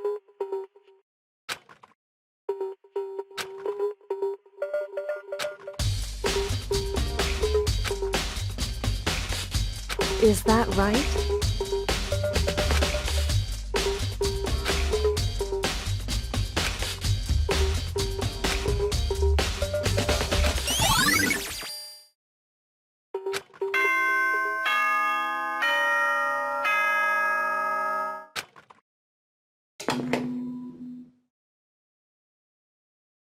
Are you excited? Are you pumped? It's time for the class trial to begin! Like the bright burst of fireworks, like the flash of a soul clashing with life and death. And so, with no further ado, everyone please meet at the usual spot. Make your way to the red door on the first floor of the school. See you soon! It would seem... Shall we go?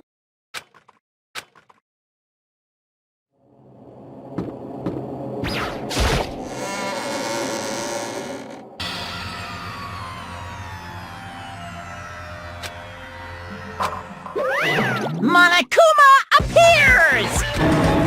Wrong!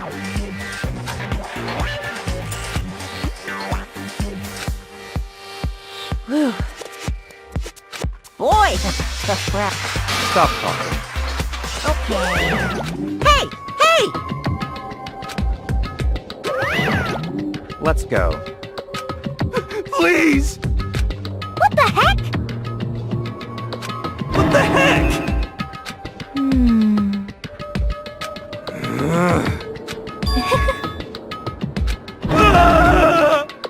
Hey.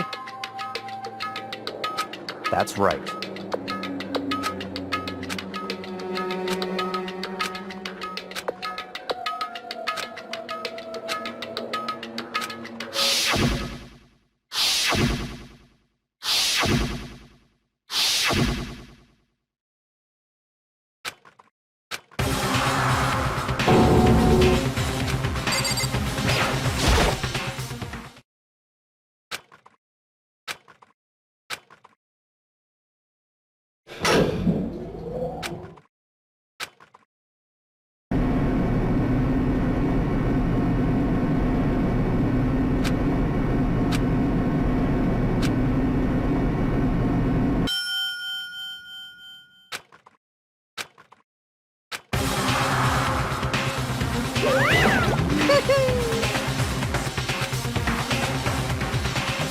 Just the worst.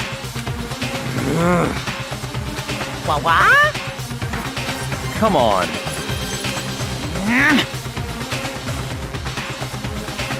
Yahoo!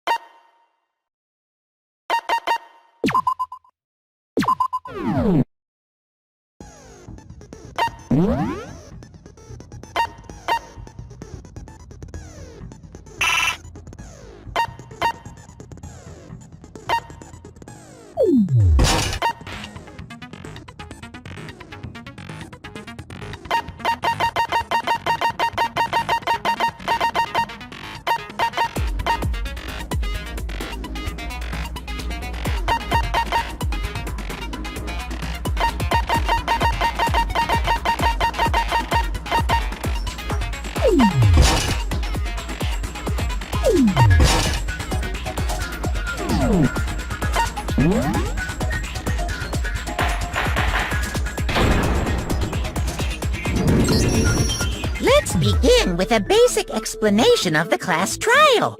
So, your votes will determine the results. If you can figure out who done it, then only they will receive punishment. But if you pick the wrong one, then I'll punish everyone besides the blackened, and the one that deceived everyone else will graduate. Now then, to begin with... We already know who did it! Was that? It was Hiro. He does not have an alibi for when the murders took place, and we found him in that suit. Don't try and deny it! You killed them! I didn't! Someone knocked me out! I was asleep the whole time! I don't know anything about it! Shut your murdering mouth, murderer! Who are you calling a murderer? I am sorry to say, Hiro, but we do have evidence. Blueprints for the suit. Parts we assume were used to build it. And all of it was found in your room. You have to admit, the evidence is quite compelling. It points to you as having created the suit and wearing it while committing crime after crime. How many times do I have to tell you? I don't know!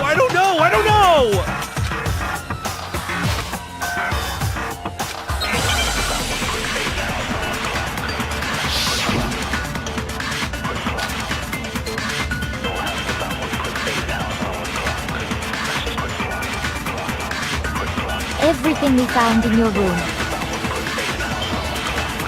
The blueprints, the suit. No, it's wrong.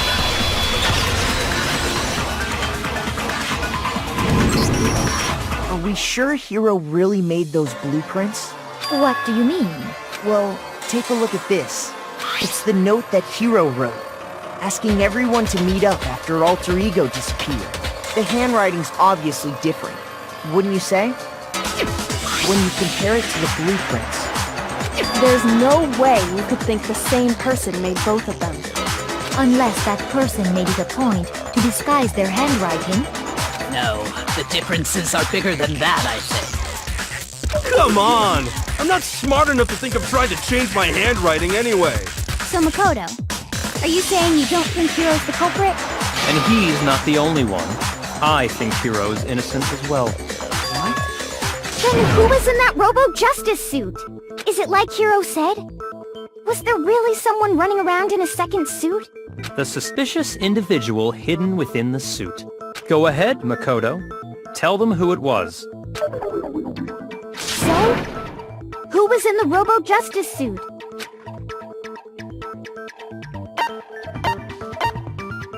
I got it! Other than Hiro, I can't think of anyone else it could have been. Obviously, he was the one in that particular suit, and we never found any kind of second suit. Then there can be no doubt. Hiro is the prime suspect. That doesn't make any sense! You just said Hiro didn't do it! It makes perfect sense. Hiro was the suspicious individual in the suit, but he's not the culprit. So what you're saying is... That's right. The culprit in this case has nothing to do with being in the Robo-Justice suit. What? Now that's a bold assumption! And what reason do you have to make such a statement? You do have a reason, yes? Of course. But before we get to that, there's something else we need to clarify first. So let's get that out of the way. Hey, stop trying to boss us around! All things have a proper order. So what is it? What needs to be clarified? We must clarify the method of transportation for Taka's lifeless body. It would seem that his corpse was moved using certain particular items. Makoto, can you tell us what they were?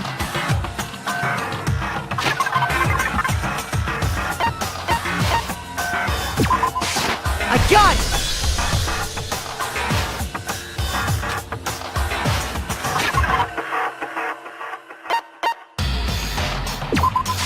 I got it! They were a dolly and a tarp, right?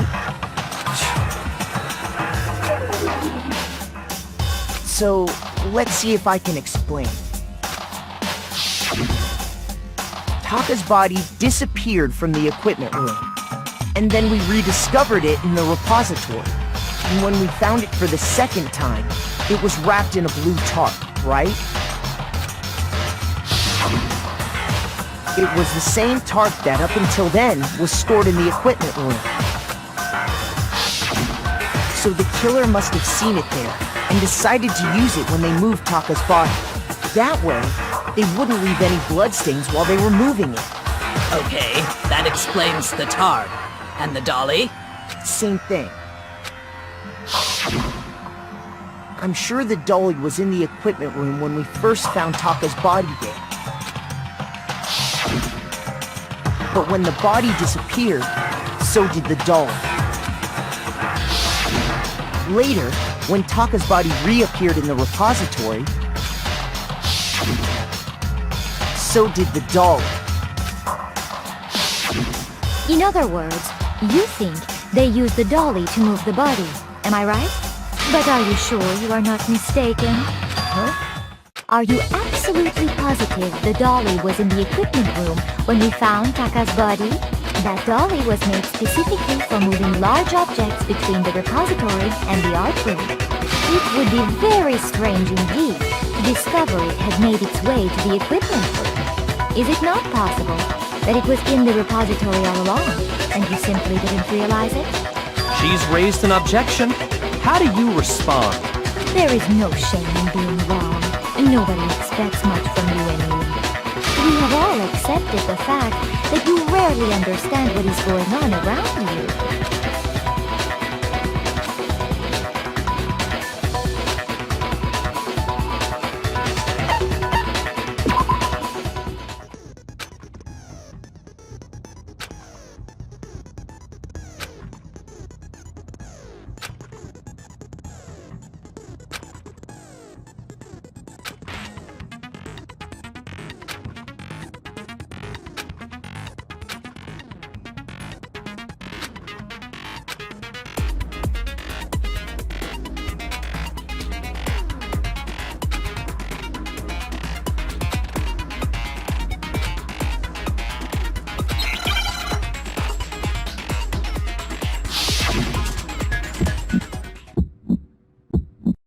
You have it wrong! I cannot agree! You are a fool. So pathetic. Lies will get you nowhere. Do your worst! You miserable wretch! I cannot agree! You are a fool. Do your worst! You have it wrong! I cannot agree. You are a fool. So pathetic. Lies will get you nowhere. Do your worst. You miserable wretch. I cannot agree. This should prove it.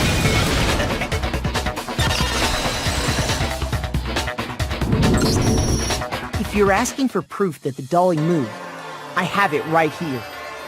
When I found the dolly in the repository, one of the wheels had a blood stain on it. There was a pool of blood in the equipment room with a tire mark in it that matched the dolly wheel's tread. The killer probably rolled the dolly through the blood on accident as they wheeled the body out of the room. And as the blood dried on the tire, they moved the body into the repository. So there's my proof that the dolly was used to move Taka's body. Well, anyway, that was just something we had to get out of the way. Let's get back to the main subject. Yeah, the subject of how Robo-Justice didn't do it.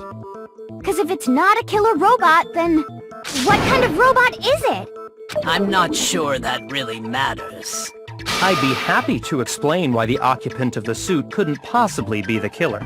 If you look back on how the body was transported, it will become immediately obvious.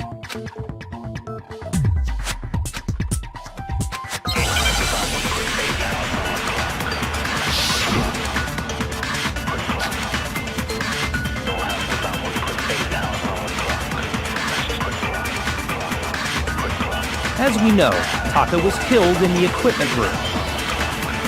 And from there, the body was moved to the repository, correct? Yeah, the culprit wrapped the body in the tarp, then loaded it onto the dolly and wheeled it off, right? Now, keep in mind that the dolly doesn't have a handle. Well, yeah, but even without a handle, All you'd have to do is bend over. Then you could push the dolly no problem. So the killer just crouched down and carted the body off to the repository. If you accept everything we just said, then you must realize that whoever was in the suit couldn't possibly be the culprit. Sorry, I don't think I realize anything.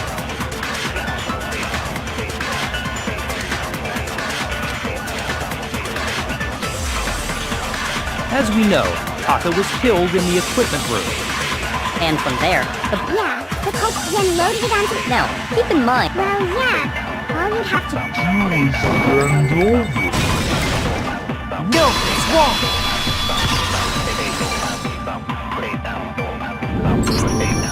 You're absolutely right that you could push a dolly without a handle if you stoop down low. But if you were wearing that suit, do you think you could actually get into a position like that? What do you mean? Think back to what you said when we were all checking out the suit together. Remember?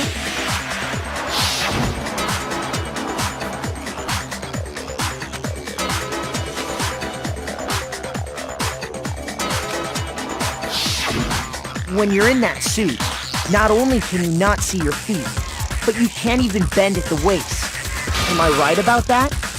Now that you mention it, yeah. It seems like it'd be awfully hard to push that dolly if you couldn't bend over. well, what's to stop you from simply pushing the dolly with your feet? When you can't even see your feet? You really think someone could kick the dolly all that way? Yeah, it'd be totally impossible. Not that I can say for sure myself. On top of that, if you were wearing such a rigid, cumbersome suit, it's very unlikely you would have the dexterity to go about wrapping the body in its heart. Well, I mean, isn't that just a matter of taking off the suit when you're ready to move the body?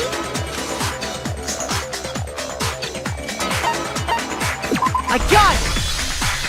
I don't think taking off the suit was an option. If you remember...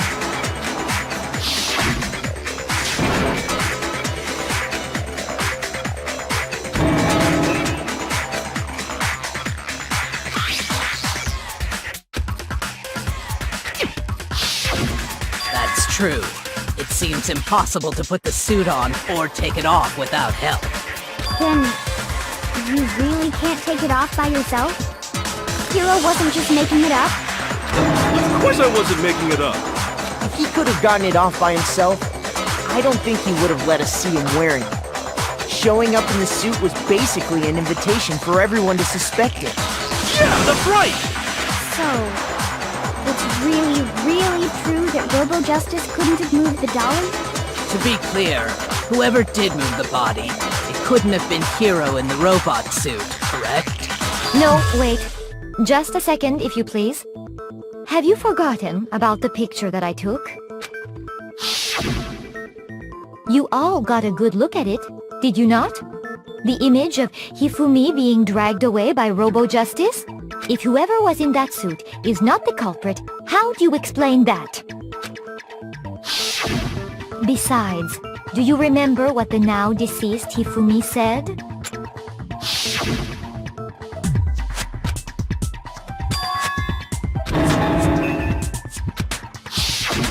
So long as those facts exist, the proper conclusion is beyond question. The individual inside the suit and the culprit are one and the same.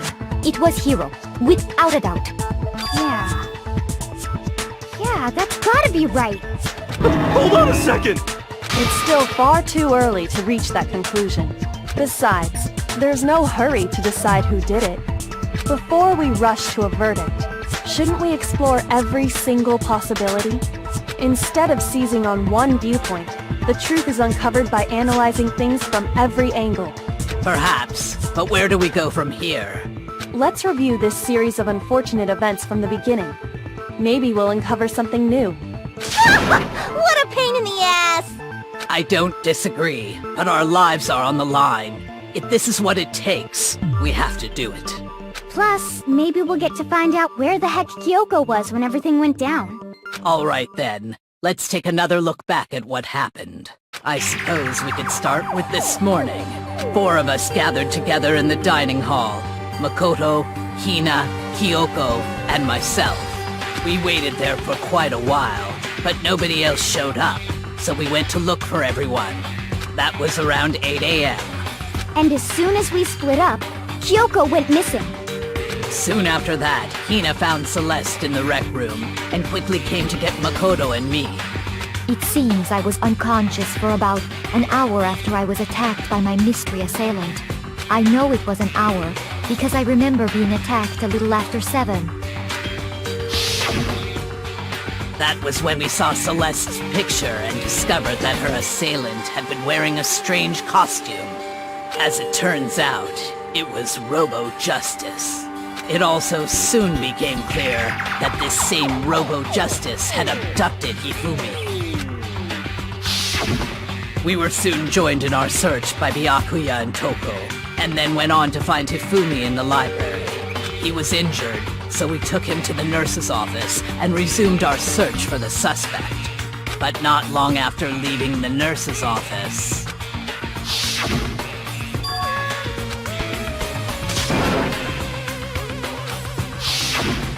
When Celeste told us that, we decided to split up and search the second floor. And soon after that, I saw someone moving around on the 3rd floor, and I yelled out to everyone as soon as I did.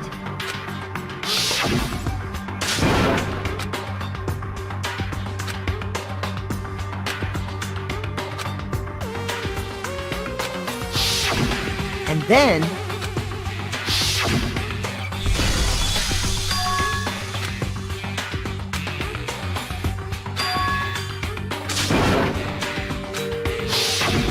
At that point, we decided to divide up into 2 groups. Celeste, Hina, and I went back to the nurse's office, while Sakura, Byakuya, and Toko chased after the suspect. When we got back to the nurse's office, we found Hifumi, dead. And that's when we heard the body discovery announcement. I left Celeste and Hina there and headed back to the 3rd floor, to let the others know what had happened. Meanwhile, we had just discovered Taka's body in the equipment room. We must have found both bodies at almost exactly the same time, because we heard the same announcement not long after we discovered his body. And that's when I told you guys about Hifumi. Then the 3 of us headed for the nurse's office. But right after we left the physics lab, we ran into Celeste, who'd arrived after us. And she told us something very surprising.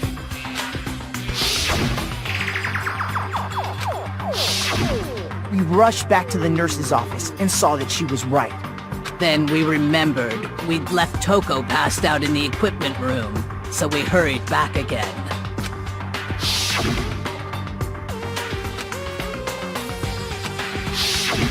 But when we got there, we discovered that now Taka's body had also gone missing.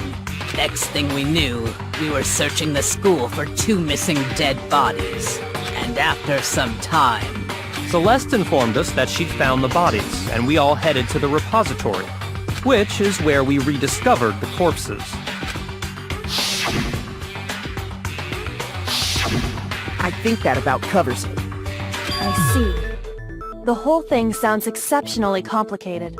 It certainly seems to me that these are not a simple series of connected events. Okay, well, if that's true, then what? Rather than a single series of events, I think we have to consider each murder a separate situation. And from there, we can uncover the contradictions surrounding all of them. Now then, let's get started, beginning with what happened to Taka.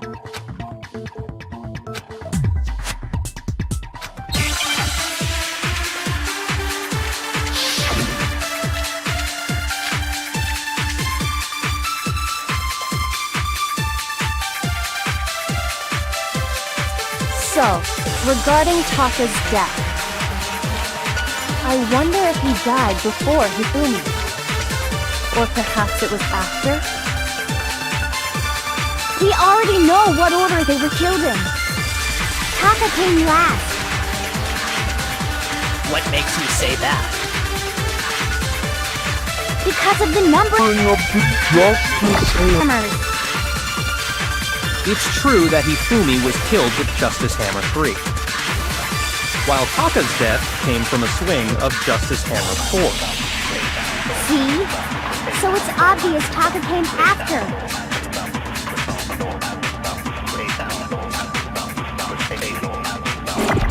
So, regarding Taka's death, I wonder if he died before Hifumi. Or perhaps it was after? We already know. No, it's wrong.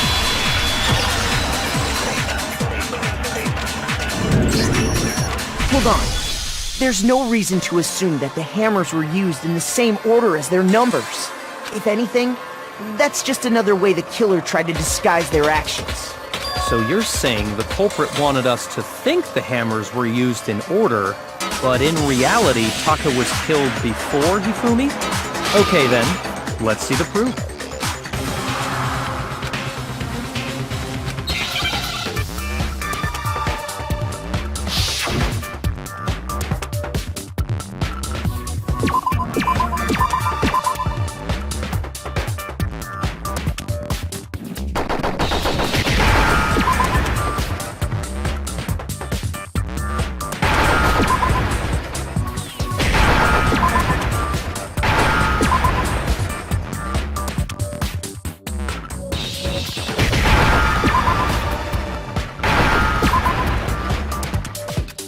Now I understand. I got it.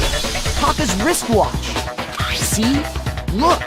It broke with the hands pointing just past 6 o'clock. It must have gotten broken when he was attacked by the killer. Because as of last night,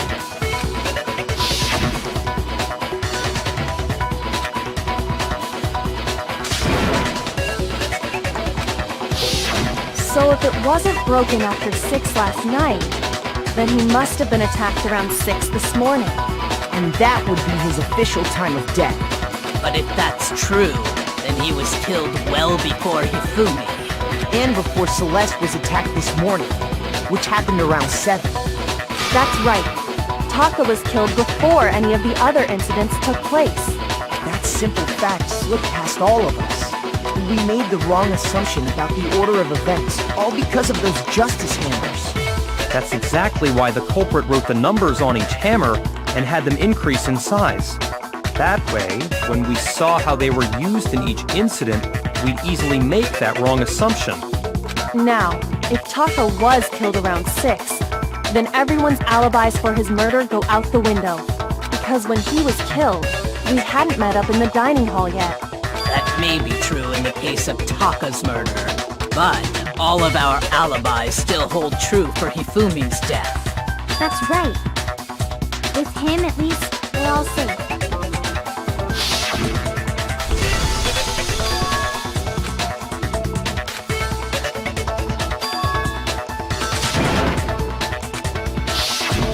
When we heard Hifumi screaming, we were all together.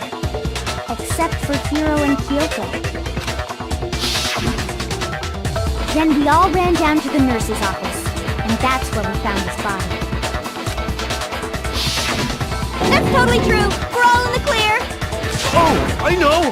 They must have recorded him screaming on a tape or something, then played it later on! If that's true, where's the tape? I don't know. Don't just go making stuff up! Anyway, we all have rock-solid alibis for when we heard Hifumi scream. Since all of us were there together, clearly none of us could have killed him. And it does not stop there.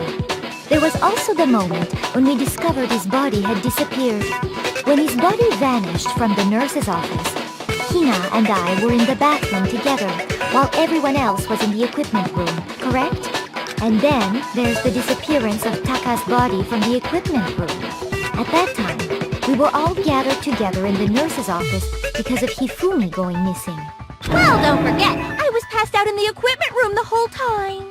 Wait, then what if Genocide Jill did it? She could have dragged Taka's body out of there right then!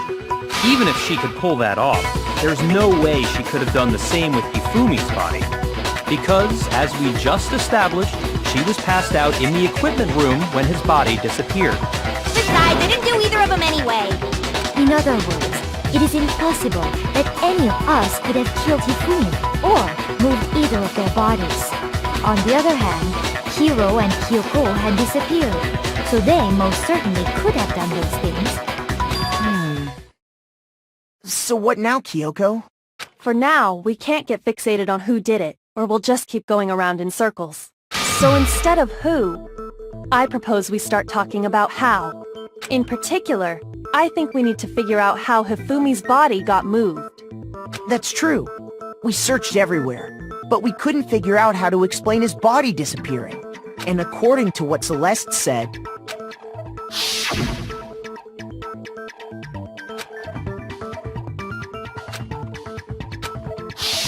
his body apparently disappeared in the 1 minute her and Hina took their eyes off of it. But to carry that much weight from the first floor up to the third in that short amount of time? Oh man, yeah! There's no way! It'd be impossible! Well, what if I told you there was a way to make the impossible possible? What? How? If the dead body were to move itself. The dead body moved on its own? No! Not another... ghost! I don't think it has anything to do with the occult. I think what she's implying is, we thought Hifumi was dead, but perhaps in reality he was still alive. Alive? Are you saying Hifumi wasn't carried out of the nurse's office, but simply walked out on his own? But I mean, we found his body. He was dead. Perhaps he was simply playing dead. That it isn't possible.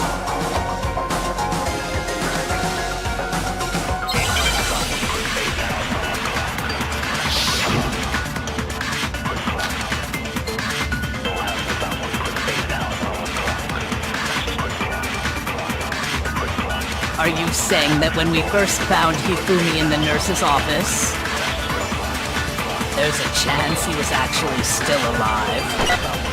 No, it is impossible. Hifumi was dead, without a doubt. And you know that how? Surely you heard the body discovery announcement along with the rest of us. Hifumi's dead body had been found. And that is why the announcement was made. Are we really so sure about that? Maybe the announcement was intended to signal someone else's discovery.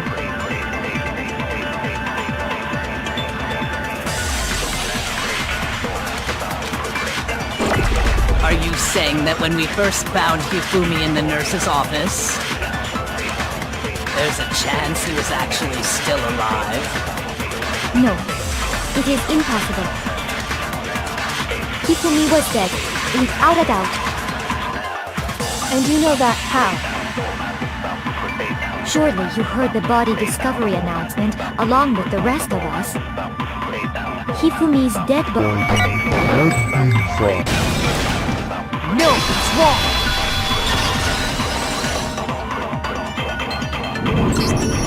Was the body discovery announcement that was made really intended for Hifumi? Of course it was. The announcement played right after we discovered his body. Maybe. But that was also the same time that Taka's body was found. That's right. It wasn't long after finding his body that we heard the announcement.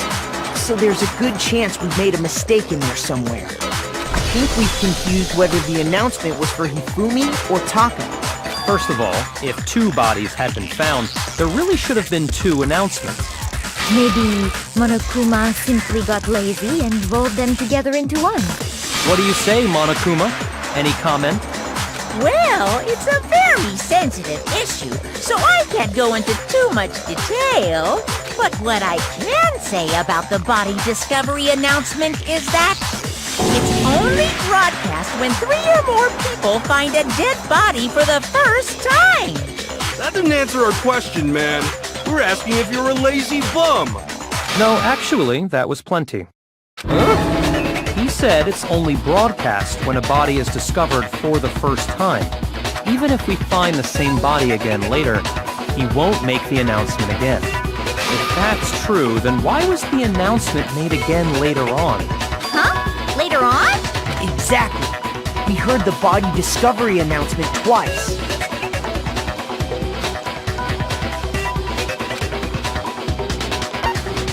I got it! We heard it a second time in the repository when we rediscovered the two bodies.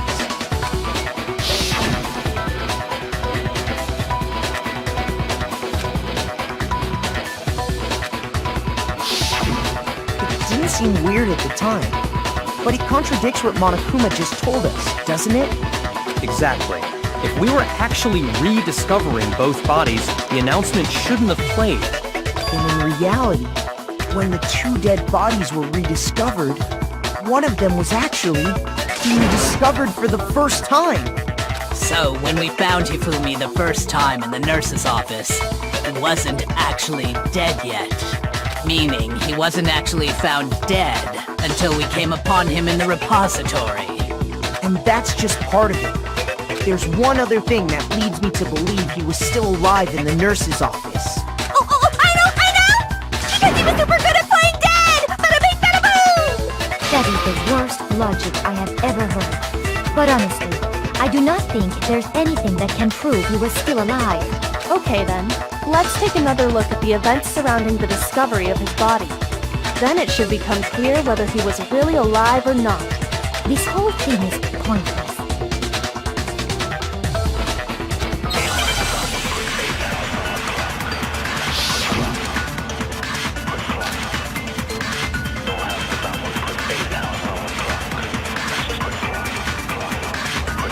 Well, here's one thing we do know.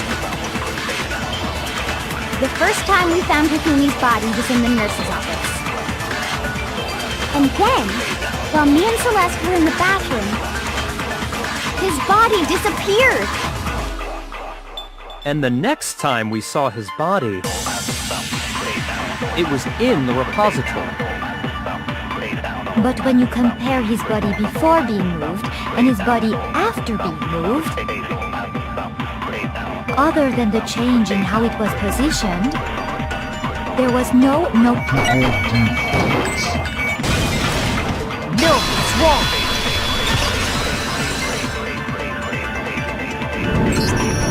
In fact, there was one clear difference between Hifumi in the nurse's office and the repository.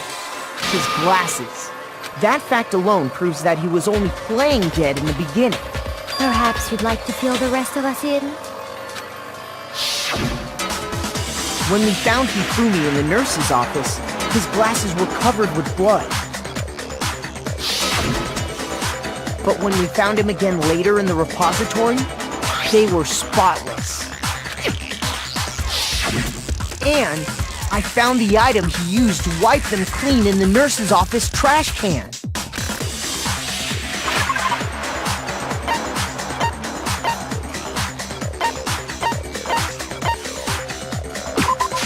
I got it! It was a glasses cleaning cloth featuring a certain cartoon mascot. One look at the bloodstain on the cloth should make things clear. This piece of cloth was used to wipe Hifumi's glasses clean. And the mascot on the cloth is the same one that's on the digital camera, right?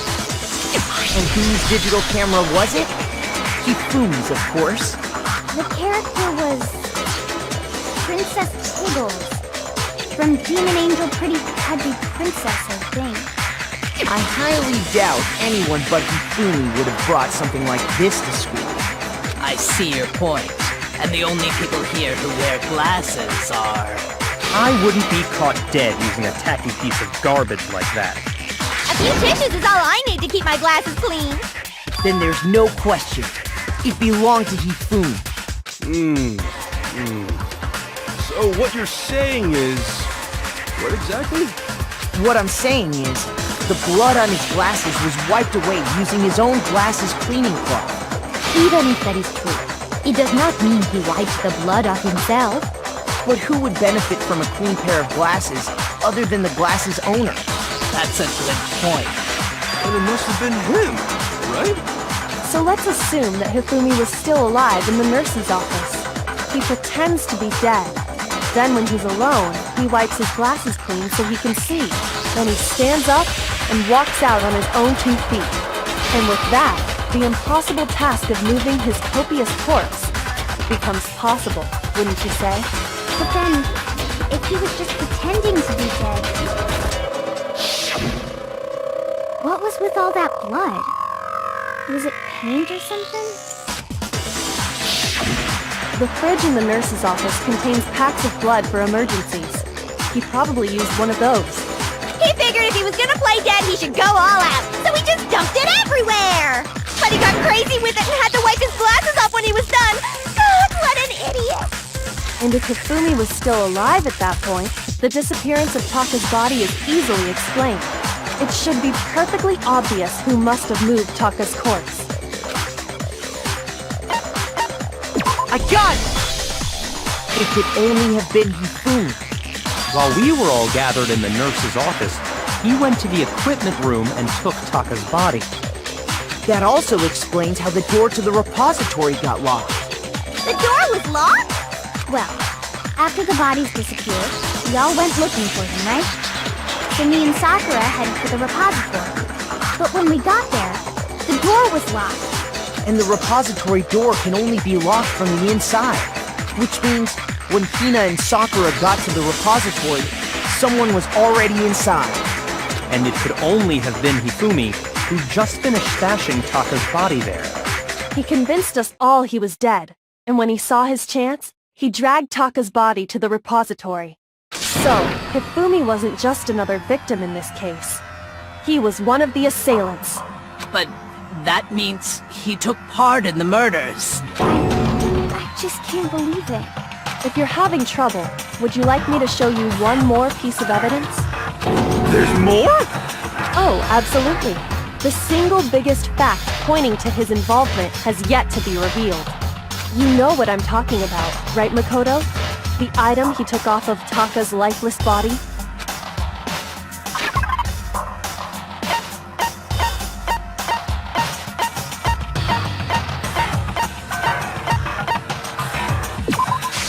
I got it! You're talking about the note Hifumi had hidden away, aren't you? Hidden note? That's right. We found it stuffed in his pants. What? In his pants? Yes, his pants. Okay, well, forget about the pants for now. Take a look at what the note says.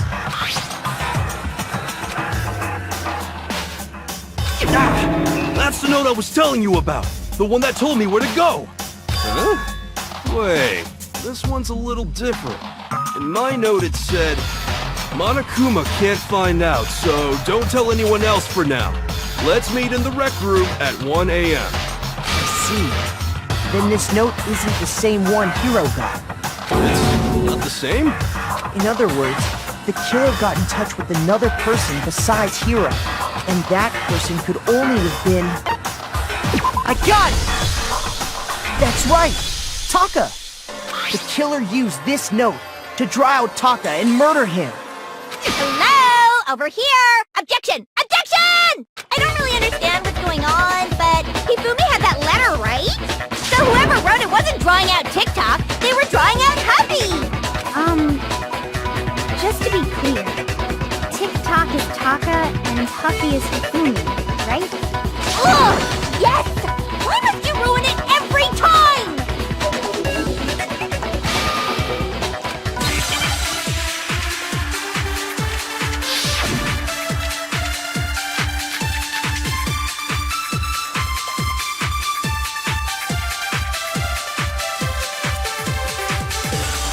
Huffy had the note, right? Then the person it was intended for must have been Huffy! But remember what the note said. What time did it say to meet? 6 a.m., I believe. The time doesn't matter! The note has nothing... No, it's wrong!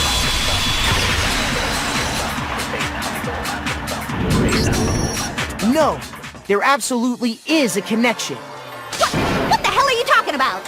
The note said to meet at 6 a.m., which is the same time Taka was murdered.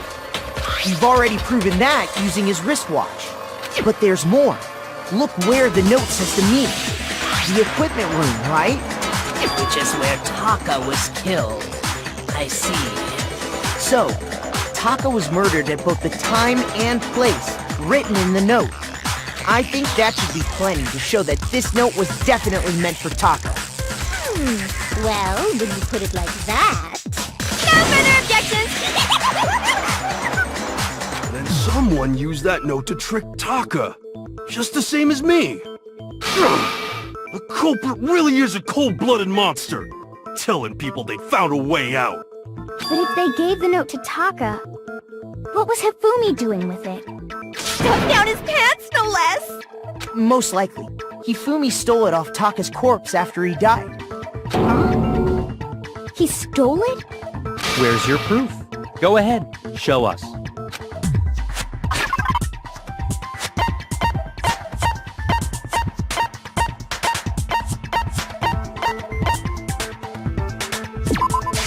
I got it!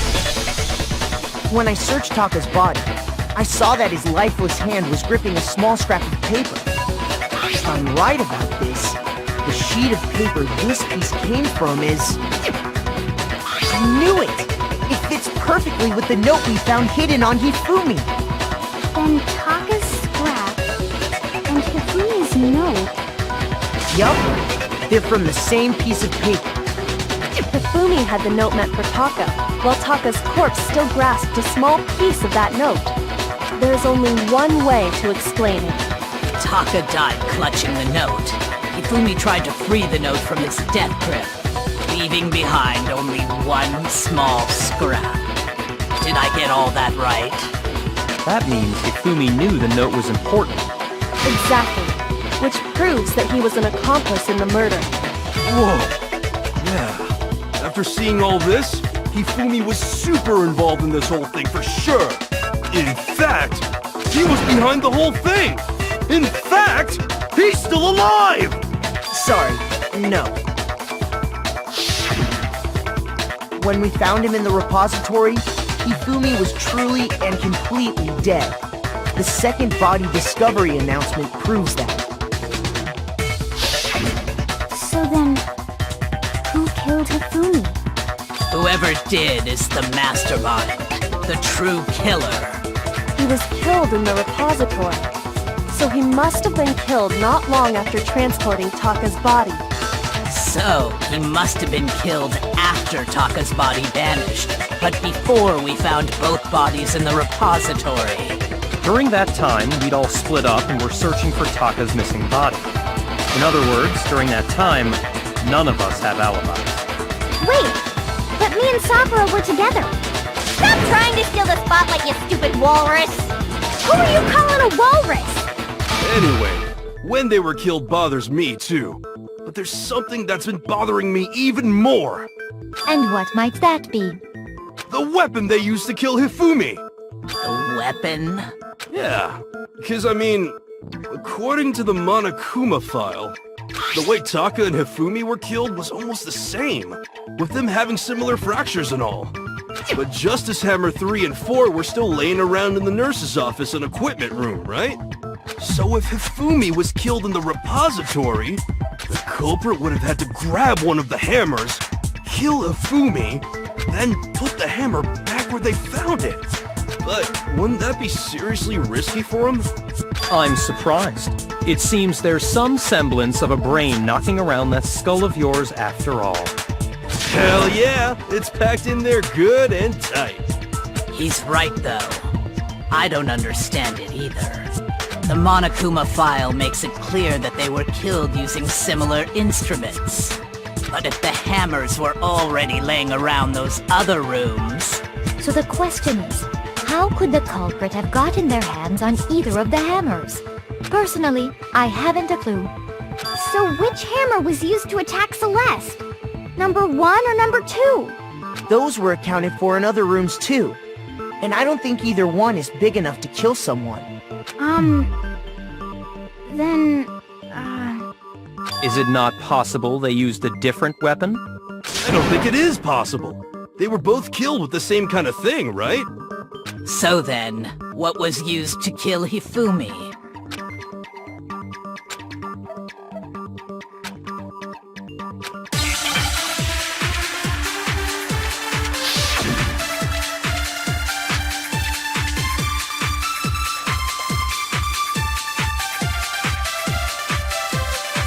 What was used to kill Hifumi? Was it Justice Hammer 3? Maybe Justice Hammer 4? Well, whatever it was, there's one thing we have to figure out. How was the culprit able to move around so freely with the weapon? How did nobody witness them carrying it? sounds like a Justice Hammer 5 is about to make its appearance! Check out murdergear.com/hammertime for more info! Well, one thing seems pretty clear. The murder weapon had to be one of the No, it's wrong!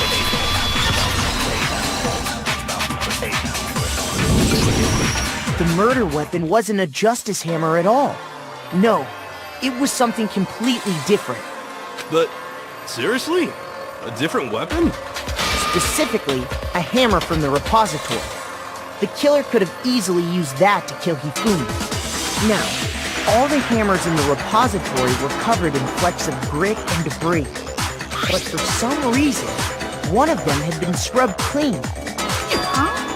And the reason it had been scrubbed clean was most likely because it was used to commit murder. If the hammer got covered in Hifumi's blood, of course they'd have to clean it off. I'd also like to point out that the repository has all kinds of hammers. Big ones, small ones, and even some flat mallet-like ones. I think whoever made the Justice Hammers used those as a basis for their design. If that's true, that would explain the Monokuma file's note about the wounds being similar. So Hifumi moved Taka's body to the repository, where someone then used a hammer to kill him. Whoever did that is the true killer. The one Hifumi was working with. And the one who betrayed him. Hold on a moment. I still think it's strange to assume someone was working together with him. The way the graduation rule works, there is no benefit to helping someone else carry out a murder. So the idea that anyone would work together like that is simply ludicrous. We talked about this, did we not?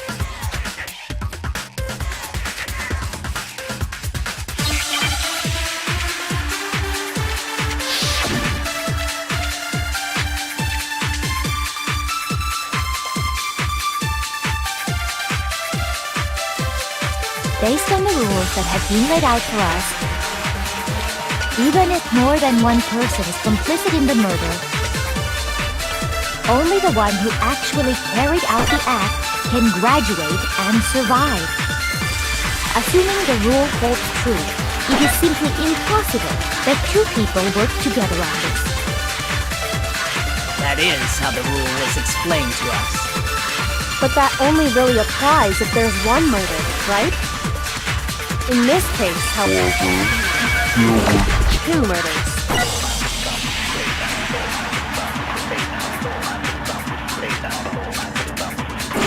Based on the rules that have been laid out for us, even if more than one person is complicit in the murder, only the one who actually carried out the act can graduate and survive. Assuming the rule... No, it's wrong!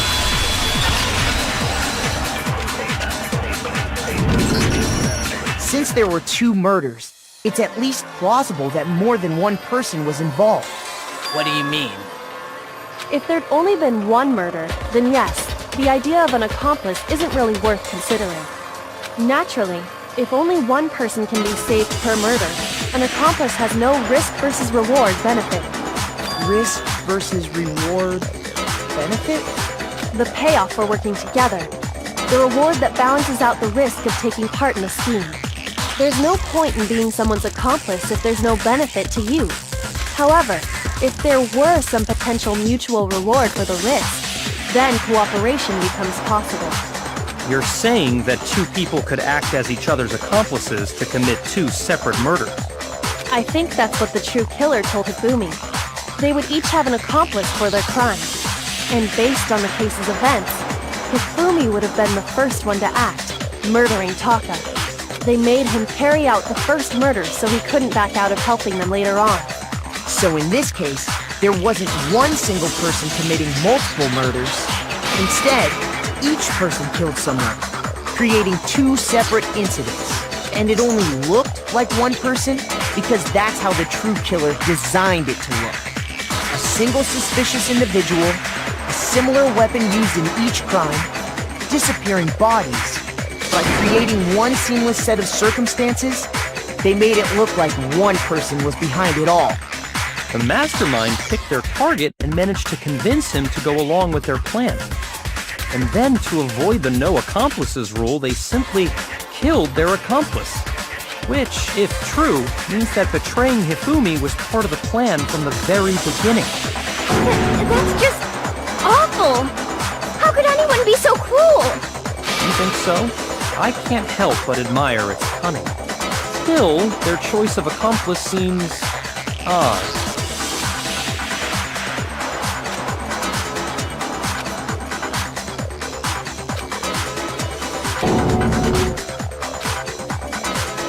I understand how an accomplice could be involved.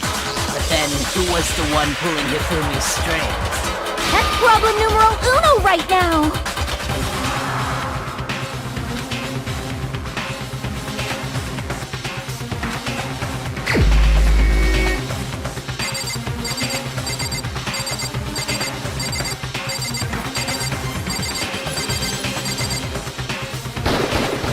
Here's my answer. It was Celeste. Ah, so I'm the suspicious individual now, am I? I really do hate this kind of joke. A joke? So what you are saying, then, is that I specifically chose to work together with Hifumi. The idea that I would choose to spend any amount of time interacting with him, that I would go within 10 feet of that shit for brains, that lazy, worthless, goddamn idiot! Pardonnez-moi. Just to be clear, there is evidence to support it. Is that so? It is. Throughout the investigation, there was certain behavior that was common only to the two of you. Considering what we've learned so far, it only further proves that the two of you were working together.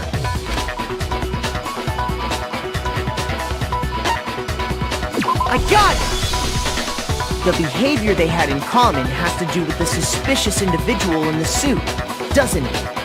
The only ones who ever actually saw Robo-Justice firsthand were Celeste and Hifumi. Shush, the adults are talking now. Sorry. As he said, only Celeste and Hifumi ever laid eyes on the costumed individual. If we accept that Hifumi was one of the culprits, we can't help but suspect what Celeste has said as well. Are you saying everything they told us was a lie? After taking Hifumi to the nurse's office, we all began our search for this individual, correct? And not too long after that, do you remember what Celeste said?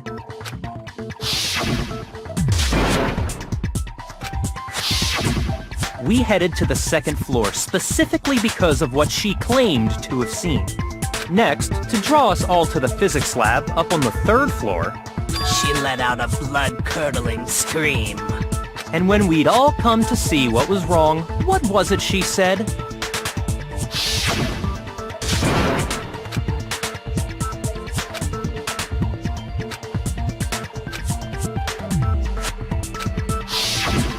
Once she'd done her job of getting us all up to the physics lab, it was time for her partner to get to work.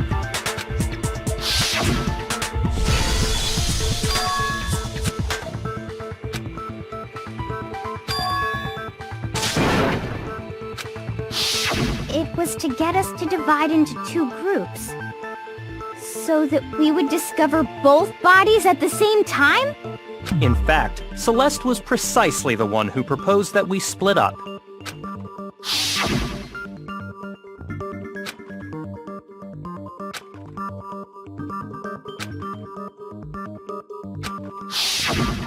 Well, if Celeste and Hifumi were working together, all those chance events suddenly become connected. And on top of that, that piercing cry of yours early on.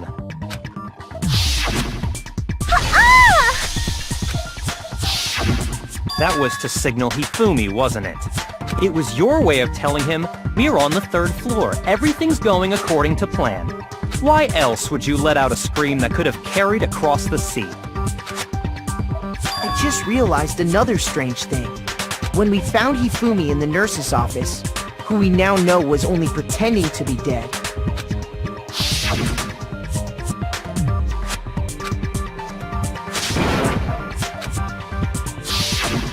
Celeste, you were the first one to say he'd been murdered. You wanted to make sure we wouldn't have any doubt in our minds. I don't believe it. Everything, the whole thing was one big act. Hina, you were with Celeste when Hifumi's body disappeared, right? Yeah. I was feeling kinda sick, so Celeste took me to the bathroom. Wait! Then that was... She wasn't worried about you. She just saw a chance to help Hifumi sneak out of the nurse's office. Each piece isn't much by itself, but start putting them together and the picture gets very ugly indeed. Wouldn't you agree, Celeste? I have no idea what you mean. Don't bother trying to deny it. You made one fatal mistake. Oh, did I? I didn't even catch it myself when you first said it, but looking back, I can say that that one little slip-up was your undoing. What are you talking about? I'm talking about what you said after Hifumi's body disappeared and we returned to the nurse's office.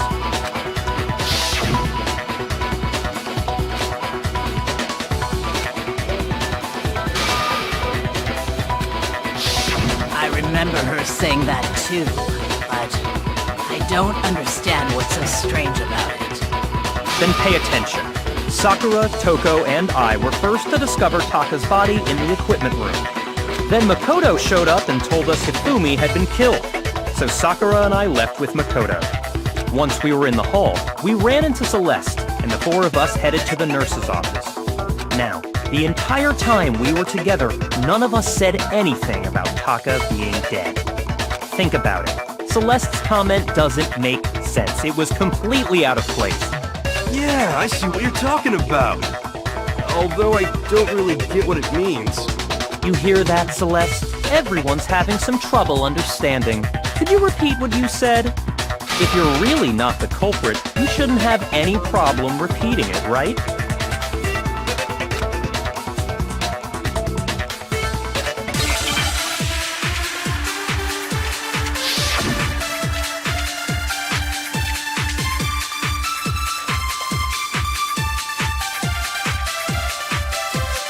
All I said was... They must really be enjoying this. Enjoying the sight of us standing around, frightened and confused. They must be positively elated. We are all going to die here. We are going to die, just like those guys died.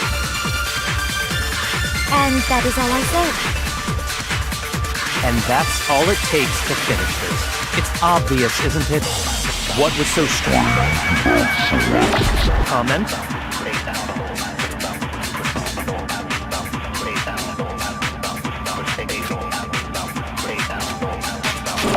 All I said was... They must really be enjoying this. Enjoying the sight of us standing around, frightened and confused. They must be positively elated. We are all going to die here. We are going to die. Just like... No, he's wrong.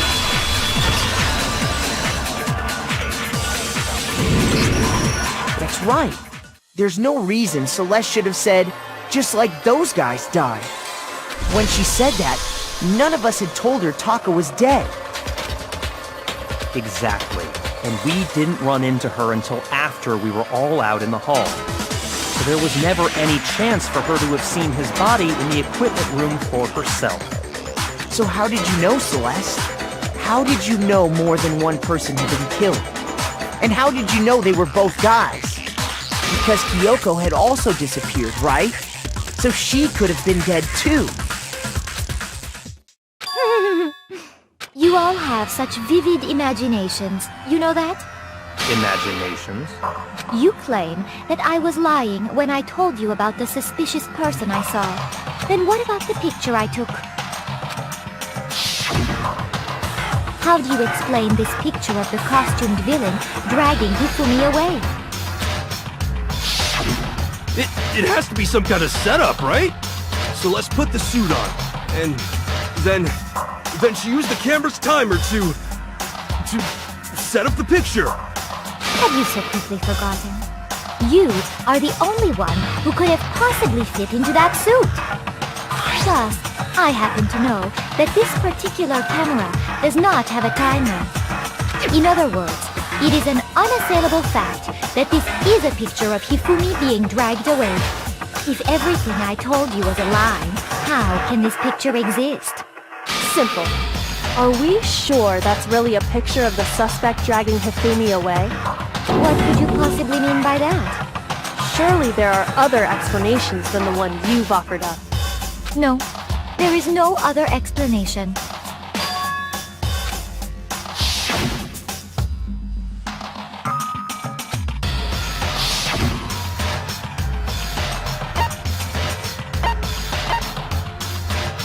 I got it! It's not a picture of the suspect dragging Hifumi away.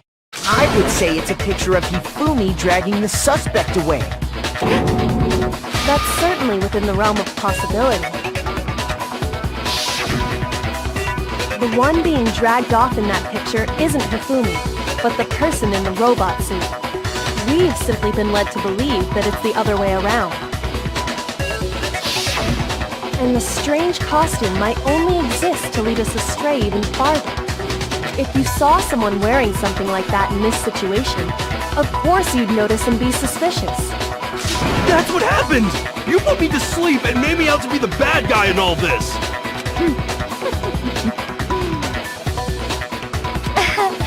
Such a thing is utterly impossible. Hifumi was dragging him away? Ridiculous. Is it? I don't think it's ridiculous at all. Then shut your mouth and allow me to educate you.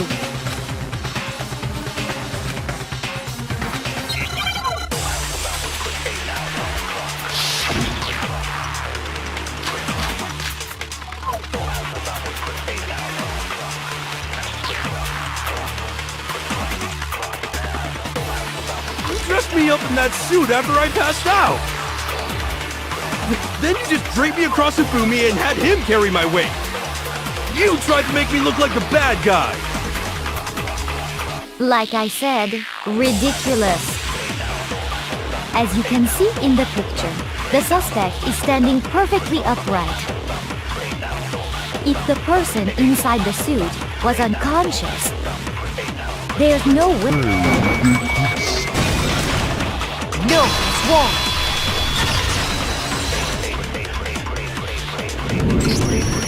No. Even if the person inside the suit were unconscious, they could still stand up like that. Because that Robo-Justice suit had a certain characteristic.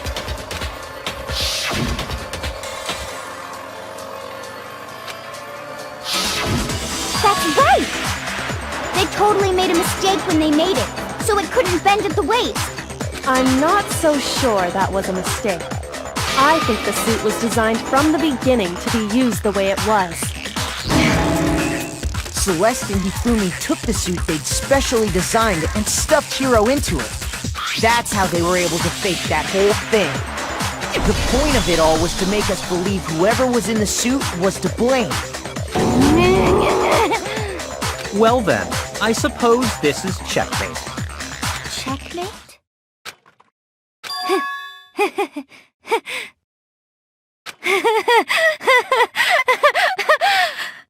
Don't make me laugh, you idiot! What do you mean, checkmate? You want to cram me into your little guilty box? Well, there's one little problem. Have you already forgotten what Hifumi told us as he lay dying?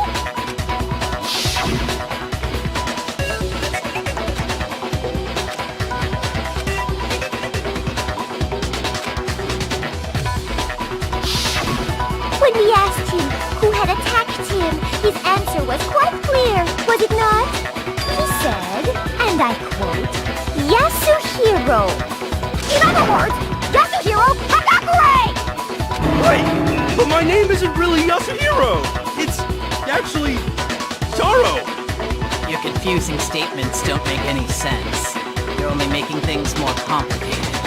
He did say Yasuhiro, but are we sure he was really pointing the finger at Hiro?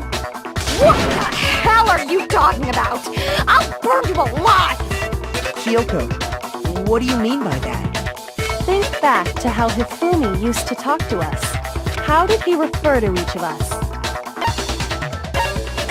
I got it! That's right! Our last names! He called us all by our last names! Exactly. I know I heard him say Mr. Naegi more than once, for example. So if Hifumi did mean to say Hiro's name, he would have said his last name. I'm sure it was just incidental. By chance, his first name. Indecent? Don't talk. Random chance. Now isn't that a convenient explanation? No, there's no reason to think he would have said the name any different than normal. But he must have run out of energy before he could say any more. So Hifumi was trying to tell us the last name of whoever killed him? But the name he said doesn't apply to anyone here. Well, no. Hold on. There's one person it could apply to. And that's Celeste. She never actually told us what her real name is. What did you just say? To think you'd take your false accusation so far, I don't know whether to laugh or spit! Come on! Enough with your idiotic blather! Yasuhiro is a loser's name! Do I look like a loser to you? Well, do I? What? I think I've earned the right to be a little on edge. Okay, then fill us in. What's your real name? Fine. Make sure your ear holes are wide open and listen up! My real name is Celestia Ludenberg. Could you please stop making me repeat myself over and over again?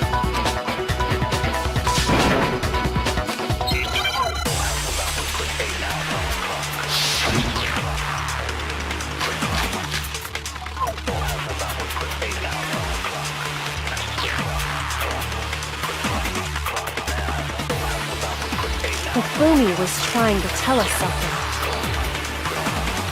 He wanted us to know the killer's last name, Yasuhiro. If there's one person here who might have that last name, It would have to be you, Celeste. You haven't told anyone what your real name is. How many times do I have to tell you? My name is... Celestia Ludenberg! God damn it! How long do you plan to go on pretending? I'm not pretending. It's the truth. And since you have No way to contradict. No, it's wrong.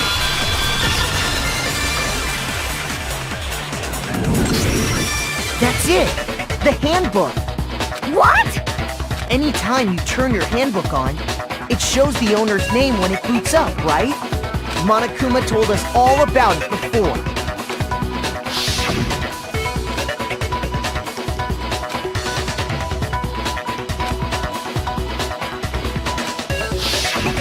So all we have to do is check her handbook, and that'll clear up everything. That's how we can find out Celeste's real name. That's an invasion of privacy. I refuse to cooperate. Celeste, Can you please just tell us what really happened? Please, just tell us. Even when I'm put in check, it's just my nature not to give up. Because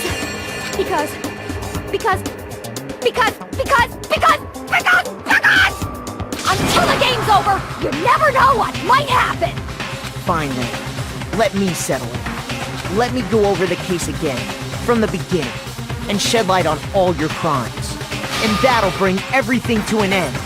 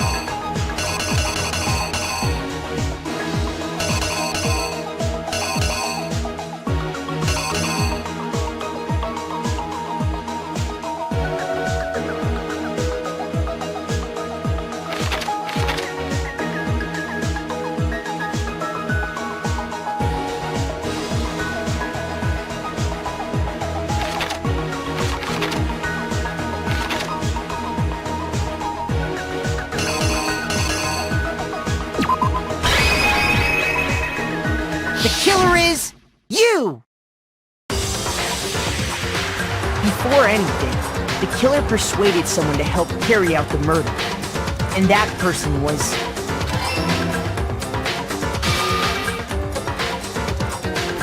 Hifumi.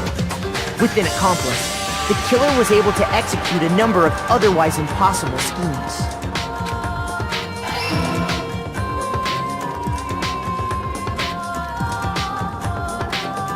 First, they convinced someone to meet them in the rec room last night at 1 in the morning.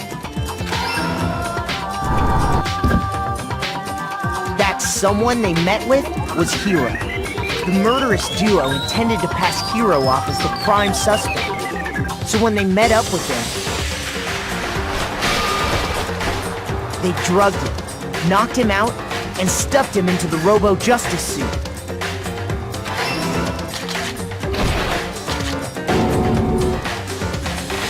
Next, Hifumi positioned himself to make it look like Robo-Justice was attacking him, while the killer used a digital camera to take pictures of the assault. They did all this just to create evidence that would put the suspicion on Hiro. When they were done with him, they shoved him, still unconscious, into the pool room locker.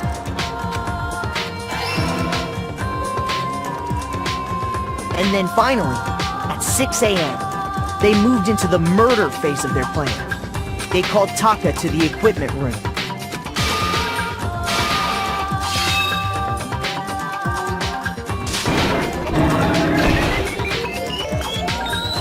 And that's where Hifumi killed him, making it the scene of the first murder. The murder weapon was Justice Hammer 4, which was left there in the equipment room. The reason Hammer number 4 was used was to create confusion about the order of the crimes. So, next they falsified 2 more assault incidents. For these attacks, the killers pretended to be the victims, to solidify Robo Justice as the suspect. The first fake incident was the attack in the rec room. There, the killers wanted us to see Justice Hammer 1 and the Robo Justice pictures they'd taken. They wanted to make sure we bought the surprise attack story. The second fake incident was the attack in the library. This time, they planted Justice Hammer 2 and an injured Hifumi to sell us that story. With these 2 incidents, the killers were able to create a certain preconception in our minds that the suspect was increasing the size of the hammers and attacking people in order as they did. We fell right into their trap and started looking for the suspect based on that. But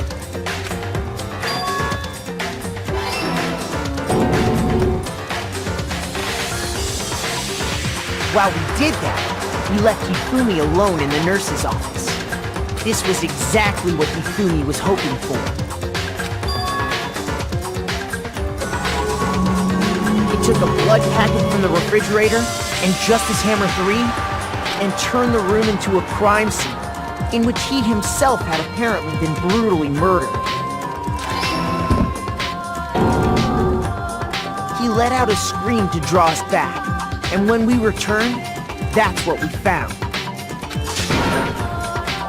Meanwhile, the other group that had been out searching found Taka's body at the same time. So when we heard the body discovery announcement, we naturally assumed it was for Hifumi. We left the nurse's office, and Hifumi once again took advantage of the situation. He simply got up and made his escape. When we learned his body had disappeared, we all rushed back to the nurse's office. And once again, Hifumi had the chance he was waiting for. This time, he snuck into the equipment room.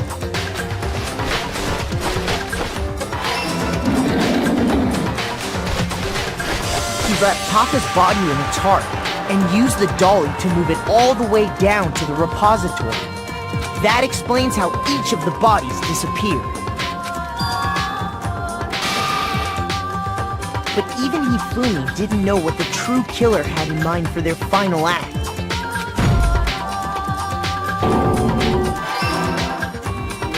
Their plan all along was to kill Hifumi and get rid of the one person who could betray them. And they did it using an ordinary, everyday hammer from the repository. That should cover everything that happened in this case. And the villain behind it all is...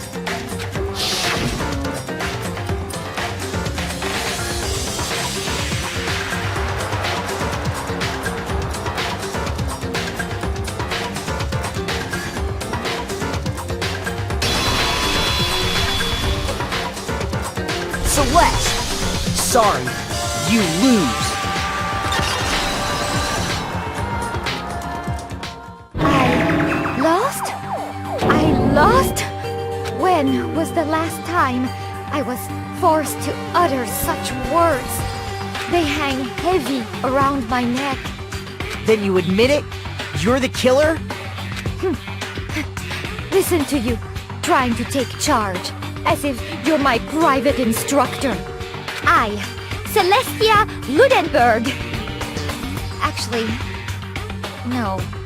Taiko Yasuhiro is fine. Taiko? So, you finally accepted it. I'm the kind of person, once I've lost, I don't like things to drag on. Interesting.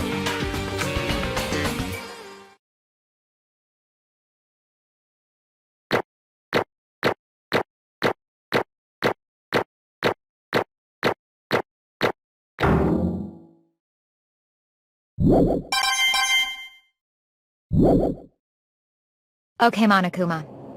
I'm ready to begin. Or, no. I suppose this is the end, isn't it? It is indeed the moment we've all been waiting for. Time to vote, okay? Okay. If you would, please locate your lever and cast your vote. And when the votes are tallied, who will become the blackened?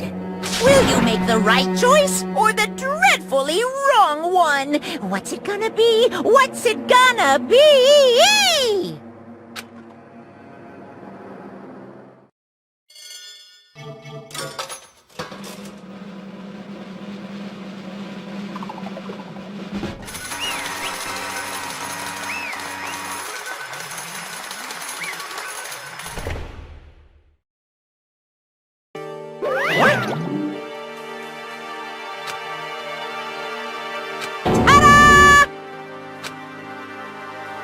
Honestly,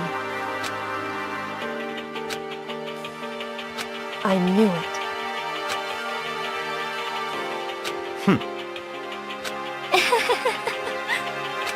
So then, indeed.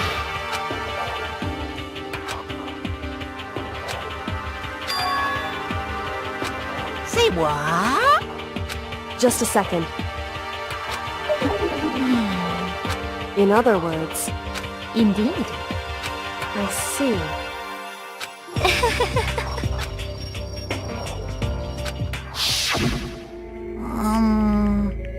Actually,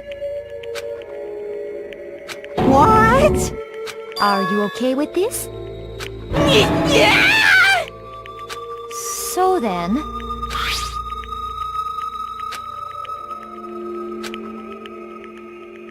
Damnation! Say what? as for me, as for me, What?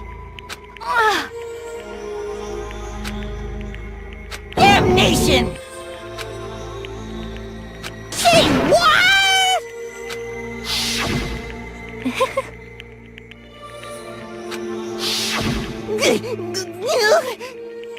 Completely unforgivable! most unfortunate. Actually, What?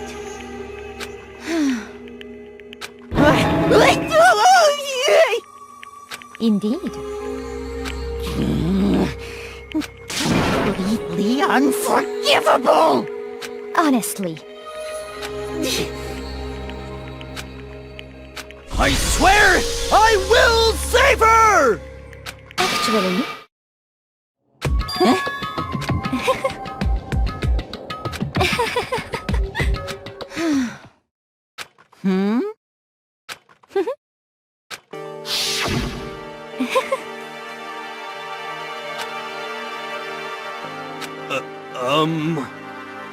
I see. indeed.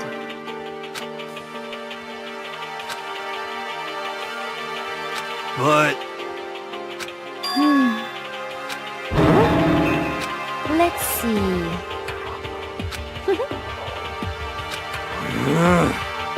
Well, Are you okay with this?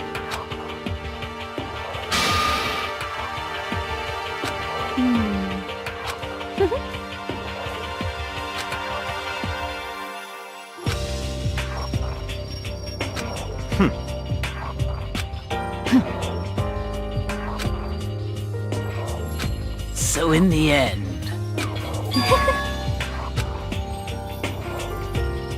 What the heck? Well, don't be mean! I wonder about that. Why? What the heck?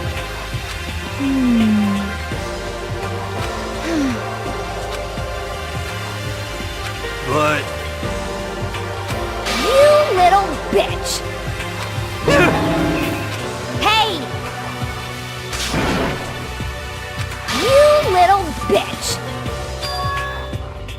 This is fine. Honestly. As for me, isn't it wonderful?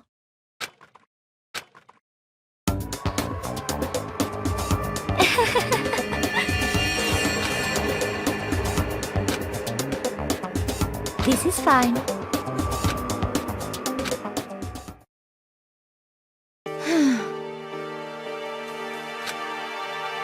There is nothing to be done. Just the worst. Oh! Do you understand? What is this?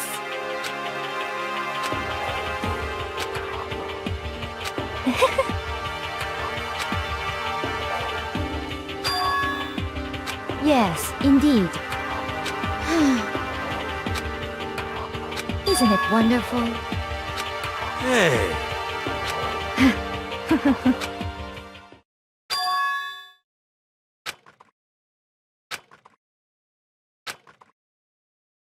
Thrills, chills, kills! Now then, I prepared a very special punishment. Let's give it everything we've got. It's punishment time! I guess I'll let Kyoko hold on to this. What? Will it really give you the hope you're looking for? I can't say I ever saw it that way. Which is why... Actually, it's not important. Well then, take care, everyone. Perhaps we'll meet again. In another life.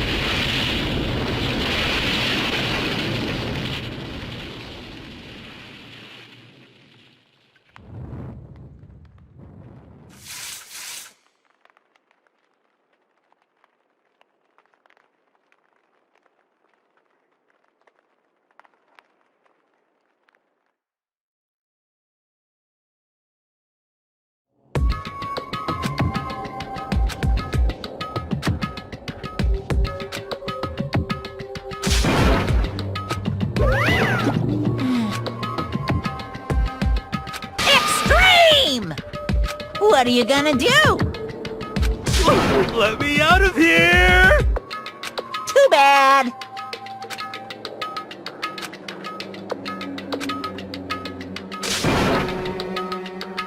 How strange.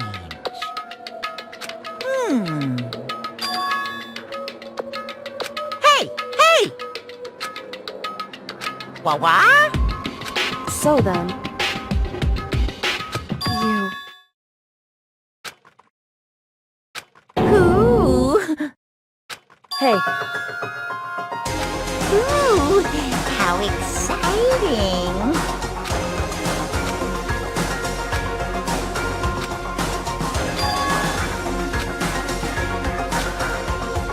Hello. Well,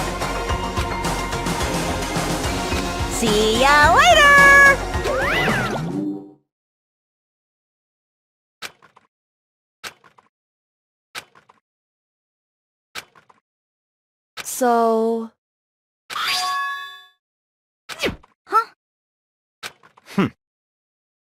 Hey, Indeed.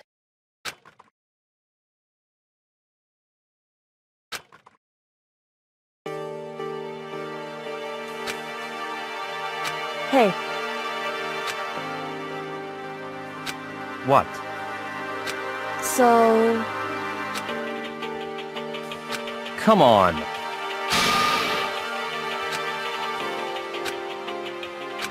What?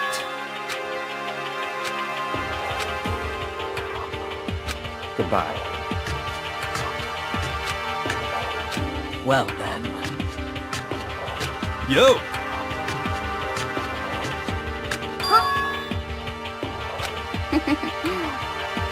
Okay.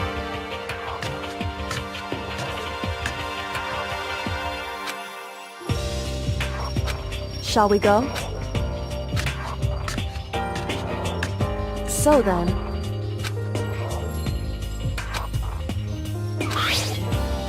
You really came.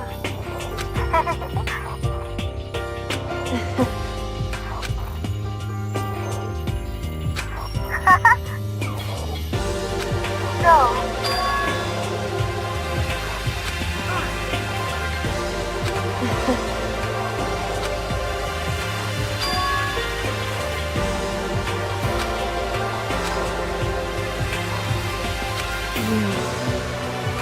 However... What?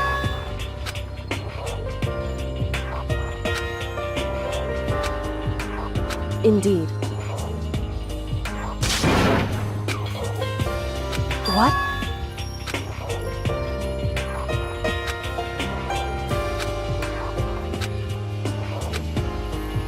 It's true.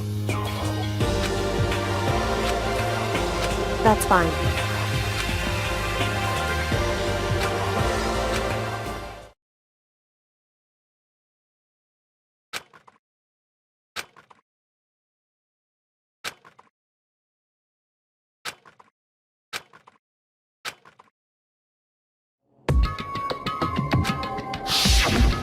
Correct.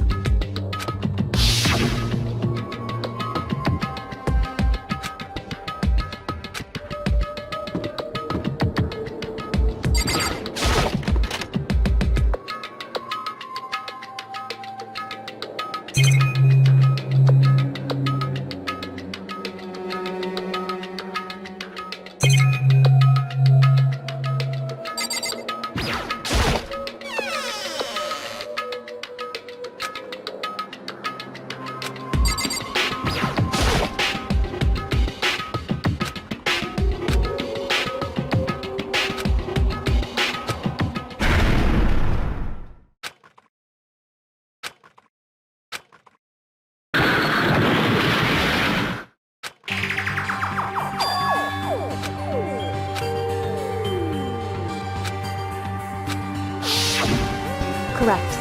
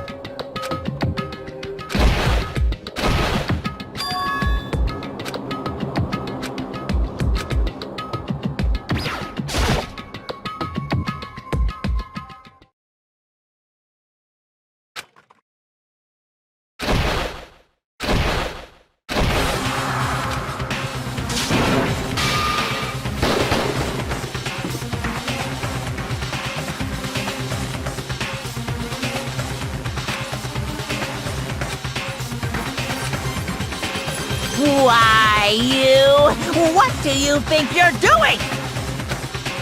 I asked you a question. What's the meaning of this? How dare you defy me? This wasn't part of the deal! I've made a decision.